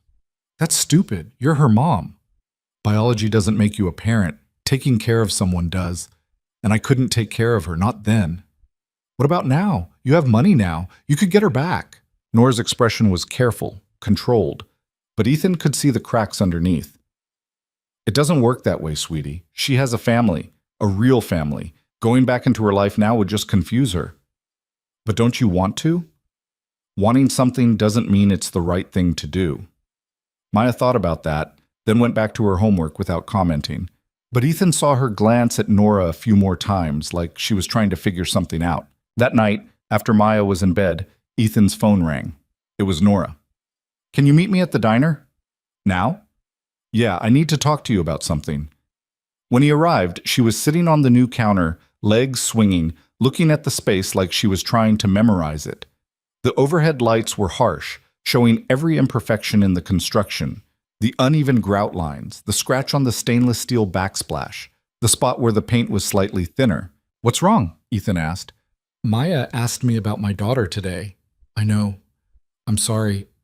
I should have told her that was off limits." "No, she should ask. It's a reasonable question." Nora jumped down from the counter, but it got me thinking about why I'm really doing this. Doing what? This, the partnership, the diner, all of it. I told myself it was because you deserved help. Because this town needed someone like you. But that's not the whole truth. What's the rest of it? She walked over to the window, looking out at the dark street. I'm trying to buy redemption. I failed my daughter. I failed my marriage. I failed at being the person my father wanted me to be. And when I ended up on the street, I convinced myself it was some kind of test. That if I could survive it, if I could find one person who saw me as human, it would prove I was still worth something. You are worth something. Am I? Or am I just a broken woman with money trying to fix her guilt by throwing cash at a stranger's problems? Ethan walked over to stand next to her. Outside, the street was empty except for a cat prowling near the alley. You want the truth? Always. I think you're both. Broken and trying. Guilty and generous. Nobody's one thing, Nora. We're all just doing the best we can with what we've got. That's disappointingly philosophical for this time of night. Yeah, well, you called me out here. This is what you get. She smiled a little. Maya asked if I was going to try to get my daughter back. What'd you tell her? That it wouldn't be fair to disrupt her life. That she's happy where she is. That being a parent means putting your kid first even when it kills you. You believe that? I have to, because if I don't, I'll spend the rest of my life wondering if I gave up too easily. They stood there in silence for a while. Then Nora said, I hired an investigator to check on her. Monthly reports, just to make sure she's okay. Her adoptive parents are good people, a teacher and a nurse. They take her camping, help with homework, show up to her soccer games. She's thriving. And that's enough for you? It has to be. But what if it's not? Nora turned to look at him. What are you saying? I'm saying that putting your kid first doesn't always mean staying away. Sometimes it means fighting to be part of their life. Maya asked you that question because she sees how much you're hurting. Kids notice that stuff. I can't just show up after 8 years and expect her to want me back. No, but you could start small. A letter. Let her know you exist, that you think about her, that you're sorry. Let her decide if she wants contact. What if she doesn't? Then at least you tried. And someday when she's older, she'll know you cared enough to reach out. Nora looked like she was going to argue, then stopped. When did you get so wise about parenting? Trial and error, mostly error. Maya's lucky to have you. I'm lucky to have her. She keeps me honest. Nora pulled out her phone and stared at it for a long moment, then put it away. I'll think about it. That's all I'm asking. But as Ethan drove home, he wondered if he'd overstepped. Nora's relationship with her daughter wasn't his business. He was her business partner, not her therapist. Pushing her to make contact might do more harm than good. Then again, Maya had asked the question for a reason, and Maya had a way of cutting through bullshit to get to the heart of things. Maybe some risks were worth taking. The diner opened 6 weeks later on a cold January morning. The place looked nothing like Ethan's original vision. It was better. Nora had hired a designer who understood the concept of comfortable without making it look cheap. The booths were real leather, worn enough to feel lived in. The counter had the right amount of shine. The kitchen was professional grade but visible from the dining room, so customers could watch their food being made. It looked like a place people would want to come back to. The opening had been advertised in the local paper and on social media. Ethan had expected maybe 20 people to show up. Instead, there was a line out the door by 7 in the morning. Some came out of curiosity. Some came because they'd heard the story. Billionaire opens diner, partners with formerly homeless woman, takes on the business association, and wins. Some came because the food was supposed to be good and the prices were fair. Dale Kramer didn't come. Neither did most of the business association members. But their absence was noticeable in a way that felt like victory. Ethan worked the counter while Nora handled the register. Maya was supposed to be at school, but she'd convinced them to let her skip for the opening. She sat at the end of the counter, greeting customers and telling anyone who'd listen that she'd helped pick out the paint colors. By noon, they'd served 200 people. By closing at 9, they'd gone through 3 times the food Ethan had ordered. The kitchen crew was exhausted, the servers were running on fumes, and the register had more money than Ethan had seen in one place in months. After the last customer left, Nora locked the door and leaned against it. "We did it," she said. "We did. I mean, actually did it. This place works." Ethan looked around at the dirty plates waiting to be bussed, the crumbs on the floor, the coffee stains on the counter. It was a mess. It was perfect. "Yeah," he said. "It does." Maya was asleep in a booth, her head on her backpack, completely wiped out. Ethan picked her up, and she barely stirred, just mumbled something about needing more napkins, and went back to sleep. Nora walked them out to the truck. The street was quiet now, the neighborhood settling in for the night. "Thank you," Ethan said. "For what?" "For this. For believing in it. For being stubborn enough to test an entire town just to find one person who'd treat you decent. You made it easy." "I really didn't. I was just trying not to be an asshole." "That's rarer than you think." He settled Maya in the passenger seat and buckled her in. When he turned back, Nora was holding an envelope. "What's this?" "Profit share from today. 50-50, like we agreed." Ethan looked at the envelope but didn't take it.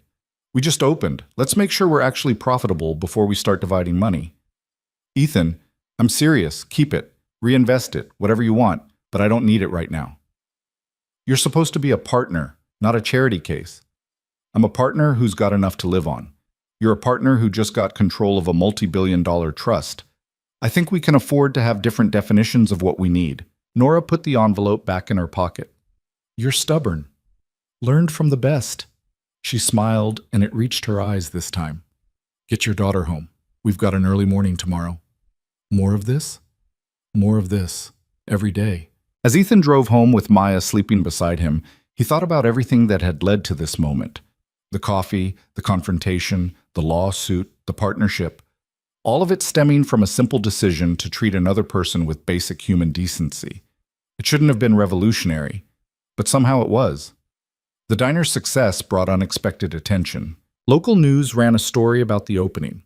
Then regional outlets picked it up. Within 2 weeks, there was a feature in a national magazine about the billionaire and the formerly homeless woman who'd built a restaurant empire on the principle of treating people right. Ethan hated the publicity. Every article focused on the drama, Dale's harassment, Nora's secret identity, the lawsuit. They turned a simple story about kindness into some kind of morality play, about class warfare and redemption. But the publicity brought customers. And customers brought money. And money meant they could hire more staff, expand the menu, think about opening a second location. It also brought Dale Kramer to the diner one evening, hat in hand. Ethan was closing up when he saw Dale standing outside, looking like he was gathering courage to enter. After a minute, he did. "We're closed," Ethan said. "I know. I just need a minute." Clock's ticking. Dale looked older than he had 2 months ago. The smugness was gone, replaced by something that looked almost like humility. "I came to apologize." "For what? Harassing Nora or trying to sabotage my business?" "Both. All of it." Dale sat down at the counter uninvited. "I lost my lease. Nora's company didn't renew it. The sporting goods store is closing next month." "And you want me to talk to her?" "No, I mean, yes, but that's not why I'm here." He rubbed his face. "I'm here because I was wrong. About everything. About you, about that woman, about what this neighborhood needed. I thought I was protecting something valuable, but really, I was just protecting my own position." "You were protecting your ego." "Yeah, that too." Dale looked at him. "For what it's worth, I'm sorry. I don't expect forgiveness. I just wanted you to know." Ethan leaned against the counter. Part of him wanted to tell Dale to get out, that his apology was too little too late. But another part remembered what he'd told Maya, that being better meant not becoming the thing you were fighting against. "I'll talk to Nora," he said. "No promises, but I'll ask if she'd consider extending your lease."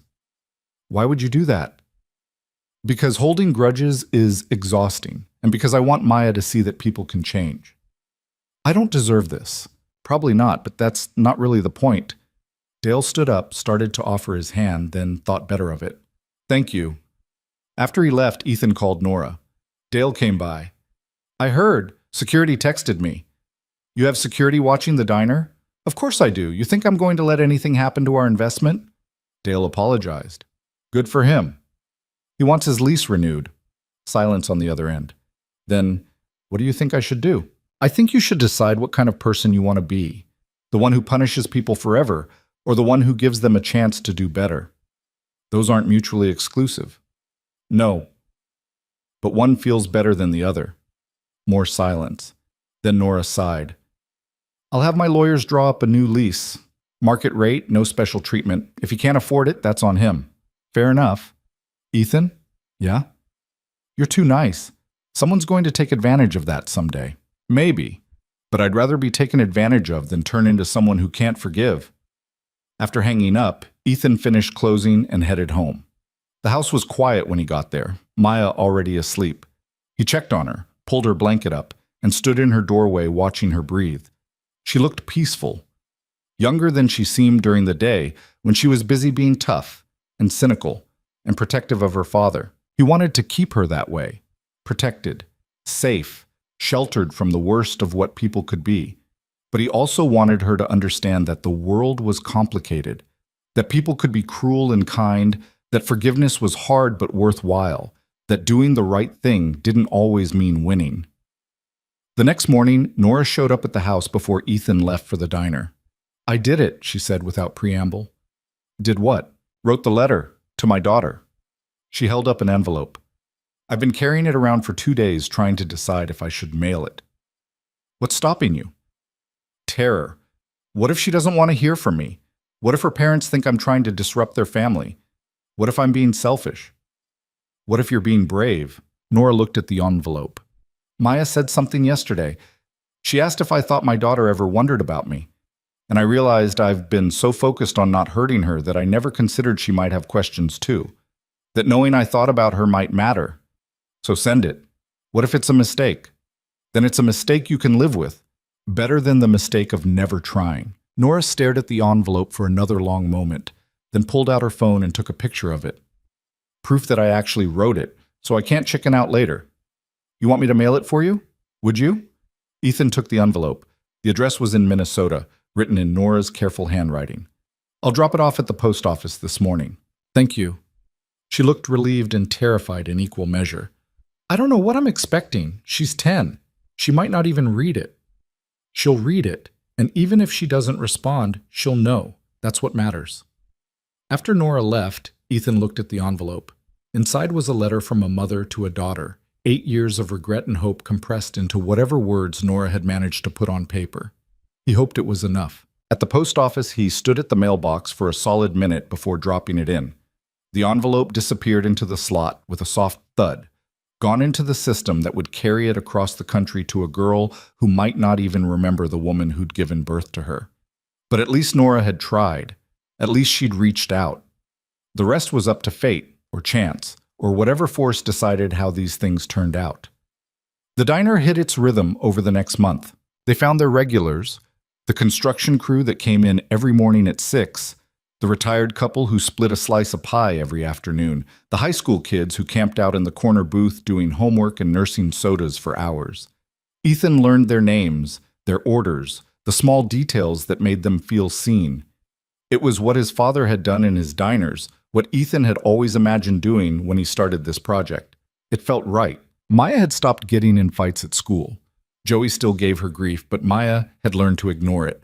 Or maybe she'd just realized that having a successful diner made her less of a target than being the weird kid whose dad tried to help homeless people.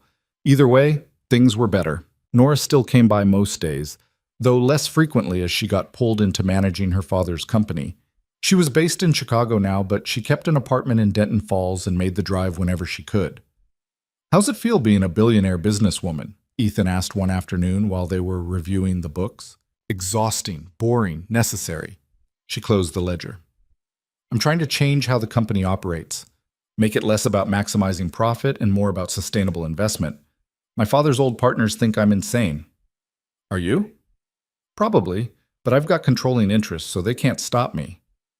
Must be nice having that kind of power. It's terrifying. Every decision affects hundreds of people. If I screw up, they lose jobs, homes, livelihoods. She looked around the diner. This is easier. I make a bad call here, we lose money, nobody's life falls apart. Just ours. Just ours. And honestly, that feels manageable. 2 weeks later, Nora got a response. She called Ethan from Chicago, her voice shaking. She wrote back, "Your daughter?" Her adoptive mother, actually, said they'd been wondering if I'd ever reach out. Said Emma, that's her name, Emma, had asked about me last year, wanted to know if I thought about her. What'd they tell her? That they didn't know. That adoption meant she had a family who loved her, but it didn't erase where she came from. Nora's voice cracked. They want to set up a video call. Let Emma meet me, see if she's interested in contact. That's good, right? It's terrifying. What if she hates me? What if she asks why I gave her up and I don't have a good answer? You have an answer. You were in a bad place and you did what you thought was best for her. That sounds like a cop-out. It sounds like the truth. The video call was scheduled for the following Saturday. Nora asked Ethan and Maya to be there with her for moral support. They met at Nora's apartment in Denton Falls. She'd set up her laptop on the kitchen table, tested the camera 3 times, changed her shirt twice, and was visibly shaking when the call connected. A woman appeared on screen first. Mid-30s, kind face, wearing a Minnesota Twins sweatshirt. Nora? Yes. Hi. Thank you for doing this. Of course, Emma's been really excited. The woman glanced off camera. Are you ready, sweetie? A girl appeared on screen. 10 years old, dark hair like Nora's, same pale green eyes. She looked nervous but curious. Hi, Emma said quietly. Hi. Nora's voice was barely a whisper. I'm Nora, your birth mother. I know, Mom told me. Emma glanced at her adoptive mother, who gave her an encouraging nod. Why did you give me away? The question hung there, direct and painful. Ethan saw Nora flinch. Because I couldn't take care of you, Nora said. Your father had just died, I had no money, no home, no way to give you what you needed, and I loved you enough to know that wasn't fair to you. Do you still love me? Every single day. Then why didn't you find me sooner? Because I thought you were better off without me. I thought that showing up in your life would only confuse you, hurt you. I was wrong about that. Emma thought about this. Mom says you're really rich now. I am. Are you going to try to take me back? The fear in Emma's voice was obvious. Nora shook her head quickly. No, never. You have a family who loves you. I would never try to take that away. Then why are you here? Nora looked at Maya, who was sitting next to her. Maya gave her a small nod. Because I wanted you to know that you were wanted, Nora said. That even though I couldn't keep you, you were never forgotten. That somewhere in the world you have a birth mother who thinks about you and hopes you're happy. Emma was quiet for a long moment. Then she said, Are we going to talk again? Do you want to? Maybe. I don't know yet. That's okay. You can take all the time you need. If you want to talk again, your mom has my number. If you don't, that's okay too. What if I want to meet you in person? Nora's expression broke into something between hope and terror. Then I would love that. Whenever you're ready. They talked for another 20 minutes. Small talk about school, Emma's soccer team, the weather in Minnesota versus Illinois. It was awkward and stilted and beautiful. When the call ended, Nora sat staring at the blank screen. You did good, Ethan said. I almost cried like 5 times. She noticed. I think she liked that you cared that much. Maya, who'd been quiet the whole time, walked over and hugged Nora. She seems nice. Yeah, she does. Do you think she'll want to see you again? I don't know, but at least now she knows I exist. That's something. It was more than something. It was the beginning of something that might, with time and patience and a lot of awkward conversations, turn into a relationship, not the mother-daughter bond Nora had lost. But maybe something new. Something built on honesty instead of biology, on choice instead of obligation. As they left Nora's apartment, Maya looked up at Ethan. Dad? Yeah? I'm glad you gave her that coffee. Me too, kiddo. Do you think things happen for a reason? I think we make reasons out of the things that happen. But yeah, sometimes it feels like there's a plan. Then maybe the plan was for Nora to find us, so she could be brave enough to find Emma. Ethan pulled his daughter close as they walked to the truck. Maybe you're right. And maybe, just maybe, that was the point of all of it. The coffee, the fight, the partnership. Not the diner or the victory over Dale or the money, but the fact that one small act of kindness had created a chain reaction that brought a mother and daughter back into each other's orbits. That felt like something worth fighting for. Spring came to Denton Falls slowly, like the town wasn't sure it deserved good weather after the winter had put everyone through. The diner had been open for 4 months now, and the rhythm of the place had settled into something comfortable. Morning regulars knew Ethan would have their coffee ready before they sat down. The lunch crowd trusted that the soup would be homemade and the portions would be generous. Evening families came because their kids felt welcome and the noise didn't bother anyone. It wasn't fancy. It wasn't revolutionary. It was just a place where people felt like they mattered. Ethan was wiping down the counter one Tuesday morning when Dale Kramer walked in. He'd been coming in once a week since his store closed, always ordering the same thing, black coffee and a slice of toast. He never stayed long, never made conversation beyond the necessary pleasantries. Today, he sat down and looked uncomfortable. "Need to talk to you about something," Dale said. Ethan poured his coffee. "Listening. I'm leaving Denton Falls, took a job managing a sporting goods chain downstate. Corporate gig, decent pay, nothing special." "Congratulations. Don't patronize me, we both know I'm running away." Ethan set the coffee pot down. "Why tell me? Because I need to say something before I go. And if I don't do it now, I never will." Dale wrapped his hands around the coffee cup. "You were right about everything. I spent years thinking this town belonged to me and people like me, that we got to decide who was worthy of being here. And when you showed up treating some homeless woman like a human being, it threatened that whole world view. I didn't do anything special. That's what made it worse. You just acted decent, and it highlighted how shitty the rest of us were being." He took a sip of coffee. "I've been thinking a lot about that morning you told me to fuck off. You looked at me like I was nothing, like my opinion, my position, my connections. None of it mattered because I'd failed the one test that actually counted. Which was treating people right when nobody's keeping score." Ethan leaned against the counter. Outside, the street was waking up. A mother walking her kid to school, a jogger with headphones, a delivery truck making its rounds. Normal life, the kind that happened whether you paid attention or not. "You didn't fail forever," Ethan said. "You failed once. Then you apologized and did better. That counts for something." "Does it? Because I still lost everything." "You lost a lease and some pride. That's not everything." Dale laughed, but it was hollow. "Easy for you to say. You've got this place, a partner who's worth billions, a daughter who thinks you hung the moon. What I get? A corporate job and a reminder that I'm replaceable. So make yourself irreplaceable. Be the guy who treats his employees decent, who fights for fair wages and honest business practices. Use what you learned here." "You really believe people can change that much?" "I think people change when they decide the cost of staying the same is too high." Ethan refilled Dale's coffee. "You came in here every week knowing everyone saw you as the guy who lost. You could have slunk away, disappeared, started over somewhere nobody knew your history. Instead, you showed up. That takes guts. Or stupidity. Maybe both. But I'll take someone who's brave and stupid over someone who's smart and cruel any day." Dale finished his coffee in silence, then stood up and put money on the counter. "For what it's worth, I hope this place lasts. It's better than anything I would have built." He left without looking back, and Ethan watched him go with the strange satisfaction of knowing that some battles didn't need winners and losers, just people figuring out how to live with what they'd done. Nora called that afternoon while Ethan was prepping for the dinner rush. "Emma wants to visit." He nearly dropped the knife he was holding. "Visit here?" "Her parents are okay with it. They're planning a trip through Chicago in June, thought they'd swing by Denton Falls for a day. Let Emma see where I've been spending my time." "How do you feel about that?" "Terrified, excited, convinced I'm going to screw it up somehow."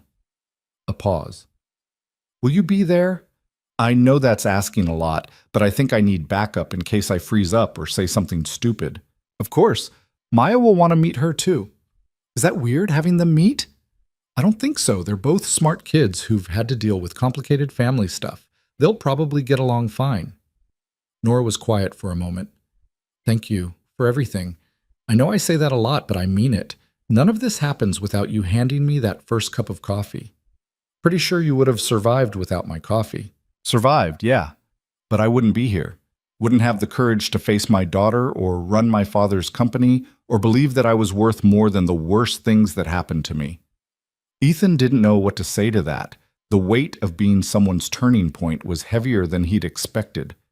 You did the work, Nora. I just showed up at the right time. Maybe, but showing up matters. After hanging up, Ethan thought about that phrase. Showing up matters. It sounded simple, almost trite. The kind of thing people put on motivational posters next to pictures of sunrises. But it was true. He'd shown up with coffee. Nora had shown up to her daughter's life. Dale had shown up to apologize. Maya showed up every day choosing kindness, even when it would have been easier to be cruel. All of it was just showing up and trying to do better than yesterday. Maya came to the diner after school like she always did, dumping her backpack in the corner booth and raiding the kitchen for whatever leftovers the cook would give her. Emma's coming to visit, Ethan told her. Maya's eyes went wide. When? June. Just for a day. Are we going to hang out? If she wants to, but Maya, this is a big deal for Nora. Emma might be nervous or overwhelmed or not want to talk much. We need to give her space. I know. I'm not going to be weird about it. She paused. What if she doesn't like Nora? Then that's something they'll have to work through. But I think she will. Nora's trying really hard to do this right. Good. She deserves something good. Out of the mouths of children. Again. The weeks leading up to Emma's visit felt like watching someone prepare for the most important job interview of their life. Nora repainted her apartment, bought new furniture, practiced conversations with Ethan about topics 10-year-olds might care about. She was a mess of nervous energy that would have been funny if it wasn't so clearly rooted in fear of rejection. The day they arrived, Nora met them at the diner. Emma's adoptive parents were exactly as they'd seemed on the video call. Warm, grounded people who clearly loved their daughter and wanted what was best for her. They introduced themselves as Karen and Tom, shook hands with Ethan, and then stepped back to let Emma and Nora have their moment. Emma looked different in person, taller than she'd seemed on screen, more sure of herself. She walked right up to Nora and studied her face like she was memorizing it. You look like the pictures, Emma said. What pictures? Mom found some old ones online from when you worked in Chicago. You had shorter hair. Yeah, that was a long time ago. Emma nodded, still studying her. Do I look like you? A little. You have my eyes, but you look more like your father. The one who died? Yeah. Do you miss him? Every day. Emma seemed satisfied with that answer. She looked around the diner, taking in the booths and the counter, and the kitchen visible through the window. This is yours. Mine and Ethan's. We're partners. Mom says you're really rich. Why would you work at a diner if you're rich? Nora crouched down to Emma's level. Because being rich doesn't mean anything if you're not doing something that matters. This place matters. Why? Because it's proof that people are worth treating right even when they can't pay you back. Even when nobody's watching. Even when it's hard. Emma thought about this. Is that why you wrote to me? Because you thought I was worth it? No. I wrote to you because I needed you to know that giving you up was the hardest thing I ever did. That it wasn't because I didn't love you, and that no matter what happens, you were wanted.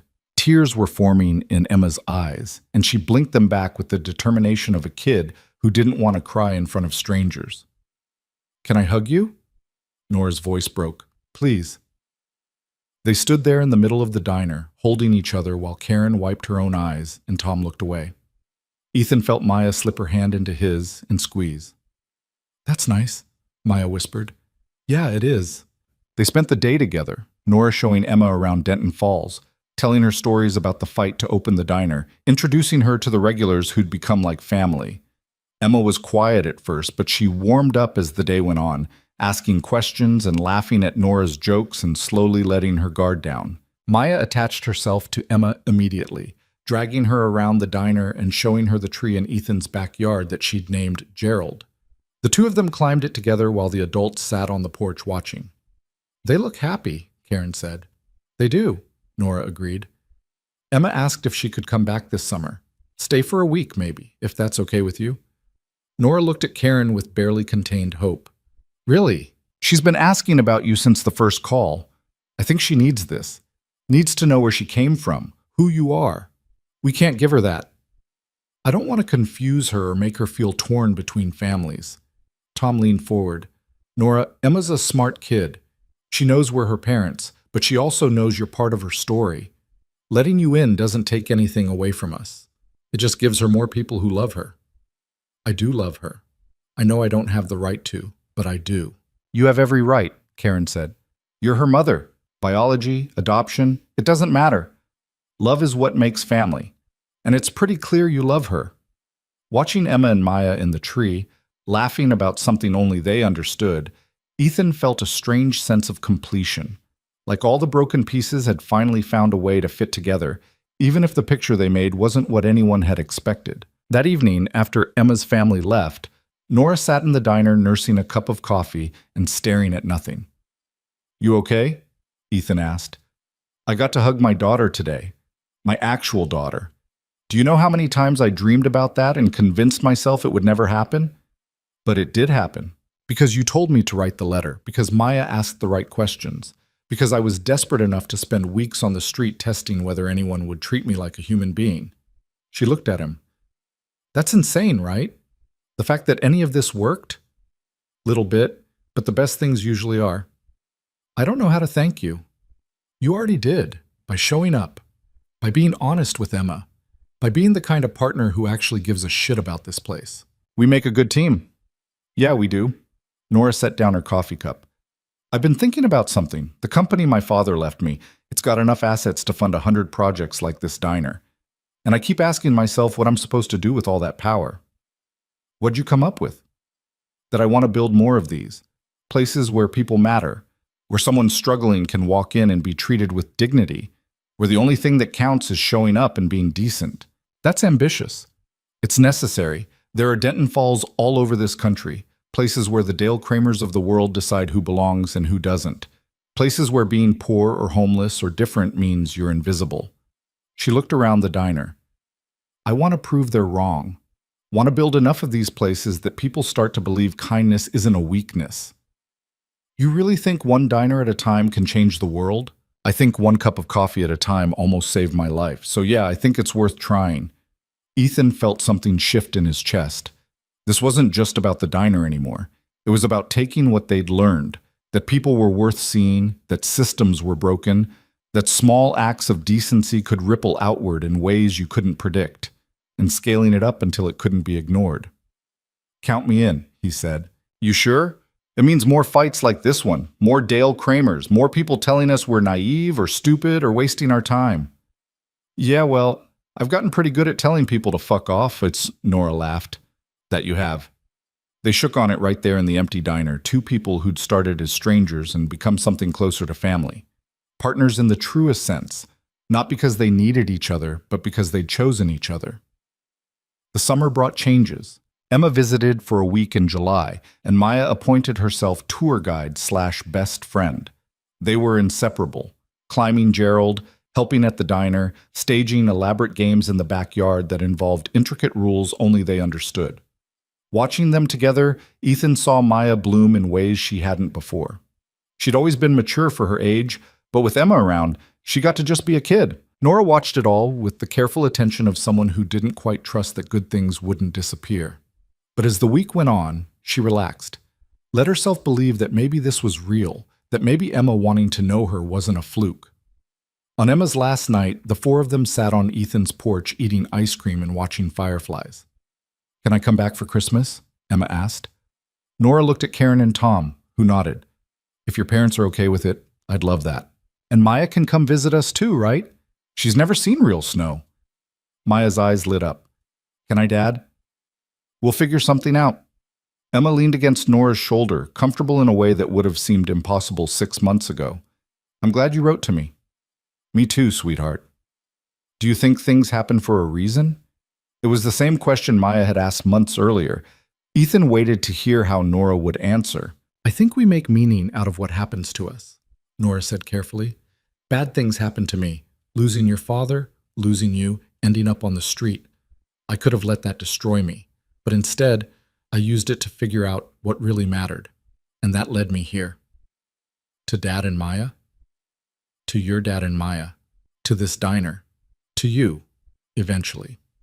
So maybe things don't happen for a reason, but we can find reasons in the things that happen. Emma nodded like that made sense. I'm glad the bad stuff happened then, if it brought you here. That's very wise. I know, Mom says I'm wise beyond my years. Nora kissed the top of her daughter's head, and Ethan saw her blink back tears. Later, after everyone had gone to bed, Ethan sat alone on the porch with the remains of melted ice cream and thought about the path that had brought them all here. He'd moved to Denton Falls wanting to prove that money didn't have to change you, that he could raise Maya around real people living real lives. He'd found that, but he'd also found something else.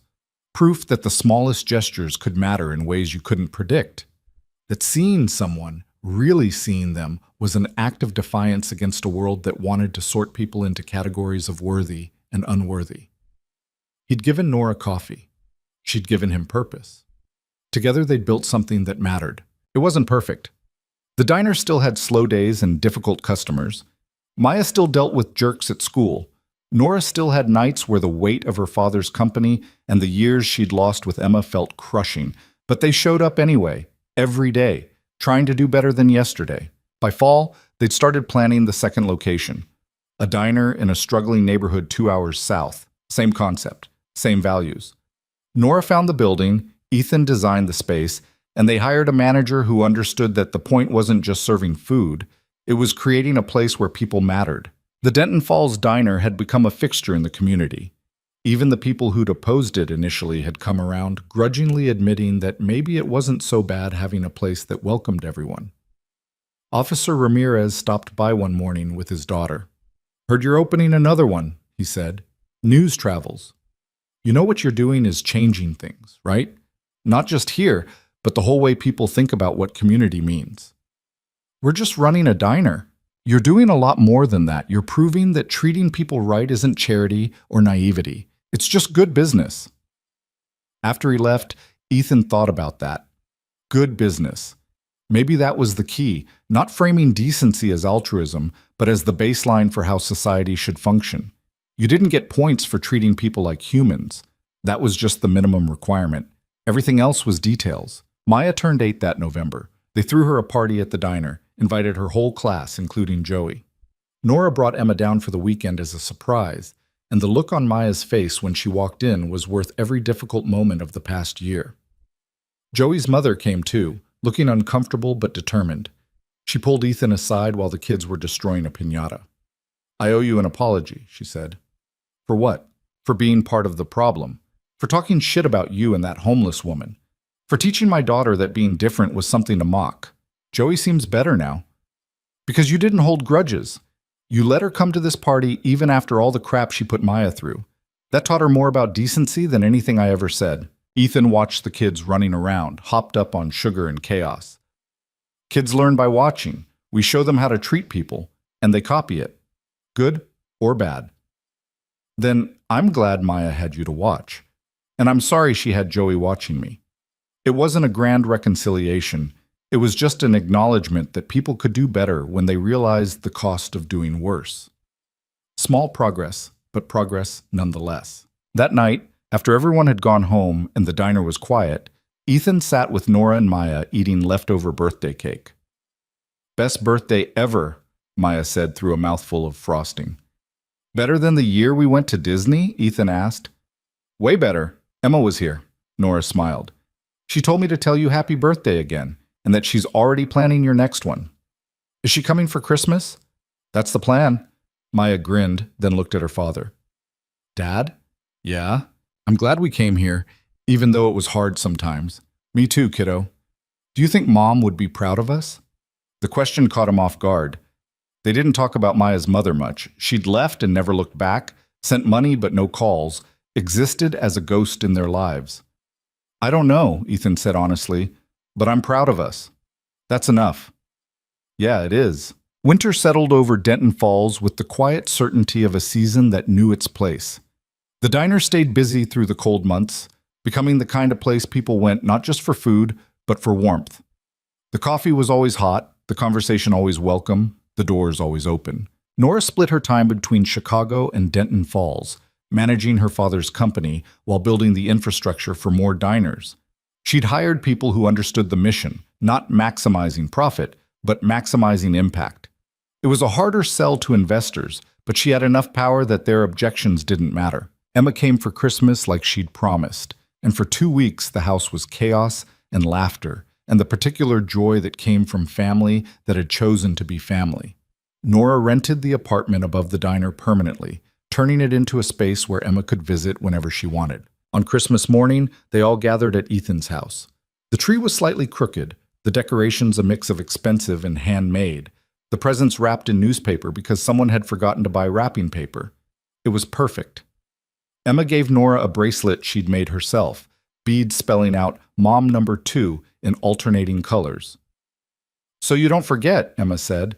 Nora put it on and didn't take it off for the next 6 months. Maya gave Ethan a drawing of the diner with all of them standing in front, him and Maya and Nora and Emma, stick figures holding hands under a sky full of stars. "For the office," Maya said. "So you remember why we did this?" Ethan hung it on the wall where he'd see it every day. They spent the afternoon at the diner serving free meals to anyone who walked in. It was Nora's idea, Christmas dinner for the community. No questions asked, no payment required. Just food and warmth and the reminder that everyone deserved a place to belong. The crowd was bigger than they'd expected. Families who couldn't afford a big meal. People who had nowhere else to go. The regulars who'd become friends. Even a few faces Ethan didn't recognize. People who'd heard about the free dinner and showed up hoping it was real. It was real. By the time they closed that night, they'd served over 200 people. The kitchen was destroyed, the servers were exhausted, and Ethan's feet hurt so bad he could barely stand. But watching people leave with full stomachs and grateful smiles, he felt something settle in his chest. This was what it was all for. Not the money, or the recognition, or the vindication of being right. Just this, people mattering. Nora found him sitting on the counter, taking off his shoes. "We should do this every year," she said. "Absolutely. And at every new location we open. You trying to bankrupt us? I'm trying to prove a point. Which is? That kindness isn't a transaction. It's just what you do when you remember that everyone's fighting battles you can't see." Ethan thought about that. About the battles he'd fought. Grief over his failed marriage. Fear that he was screwing up as a father. Doubt that anything he did mattered. About Nora's battles. Loss and trauma. And 8 years of believing she didn't deserve her daughter's love. About all the people who'd walked through these doors carrying weights they couldn't name. "You think we're making a difference?" he asked. "I think we're trying. That's all anyone can do." Maya and Emma came running out of the kitchen, covered in dishwater and giggling about something. They crashed into each other, nearly fell, and dissolved into more laughter. "Those two are trouble together," Nora said. "Best kind of trouble." "You think they'll stay friends when they're older and life gets complicated?" "I think they'll try. And trying's enough." As the year turned and winter gave way to spring again, the second diner opened to the same kind of resistance and eventual acceptance as the first. Then a third, then a fourth, each one a small act of defiance against the idea that some people mattered more than others. The Denton Falls location remained the flagship, the place where it all started, where a billionaire and a formerly homeless woman had partnered to prove that basic human decency wasn't naive or wasteful, it was necessary. People still talked about the early days, about the fight with Dale Kramer, about Nora sitting in that doorway, about Ethan refusing to back down even when it cost him. The story had taken on a life of its own, growing with each retelling until it was more myth than memory. But Ethan remembered the truth. The cold mornings with 2 cups of coffee, the fear that he was making things worse, the moment he decided that being right mattered more than being comfortable. He remembered, and he carried it forward. On a Tuesday morning in April, 2 years after that first cup of coffee, Ethan walked out of the diner at 6:40 with 2 cups in hand. Nora was waiting in her usual spot, not the doorway anymore, but a bench they'd installed on the sidewalk, a memorial to the woman she'd been and the journey she'd taken. He handed her one of the cups. "Black," he said. "Always is," she replied. They stood there drinking coffee as the sun came up over Denton Falls. And in that moment, everything they'd built and everything they'd lost and everything they still hoped to become felt manageable. Maya came running out, late for school as usual, her backpack bouncing against her shoulders. Bye, Dad. Bye, Nora. Have a good day, sweetheart, Nora called. Love you, kiddo, Ethan added. Maya waved without looking back, already moving on to whatever the day would bring. Ethan watched her go with the pride and terror that came from raising a kid in a world that was both beautiful and broken.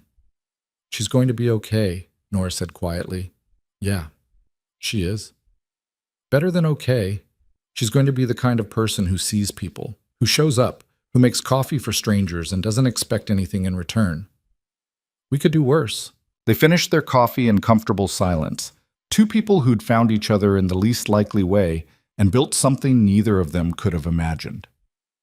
The diner opened for the day. Regulars filed in, greeting Ethan and Nora by name. The cook fired up the grill, the servers prepped their stations. The ordinary machinery of a small business doing its work. But underneath it all was something bigger. A promise that everyone who walked through those doors mattered. That their story was worth hearing, their struggles worth acknowledging, their humanity worth protecting. It wasn't a perfect system. It didn't solve poverty or inequality or all the ways the world failed people. But it was something, a small light in a dark room. A reminder that change started with individuals deciding to do better. One cup of coffee at a time. One conversation at a time. One person at a time. Ethan went back inside, tied on his apron, and got to work. There were orders to take, and food to serve, and people to see. The same work he'd do tomorrow, and the day after that, and every day for as long as this mattered. Which, if he had anything to say about it, would be forever. Because in the end, that was the only lesson worth teaching. That people mattered. That showing up counted. That the smallest act of kindness could change everything if you let it. The rest was just details. And as the morning rush started and the diner filled with noise and life and the beautiful chaos of people being people, Ethan looked around at what they'd built and thought about the woman who'd sat in a doorway testing the world to see if anyone would notice her. She'd found someone who did, and that had made all the difference.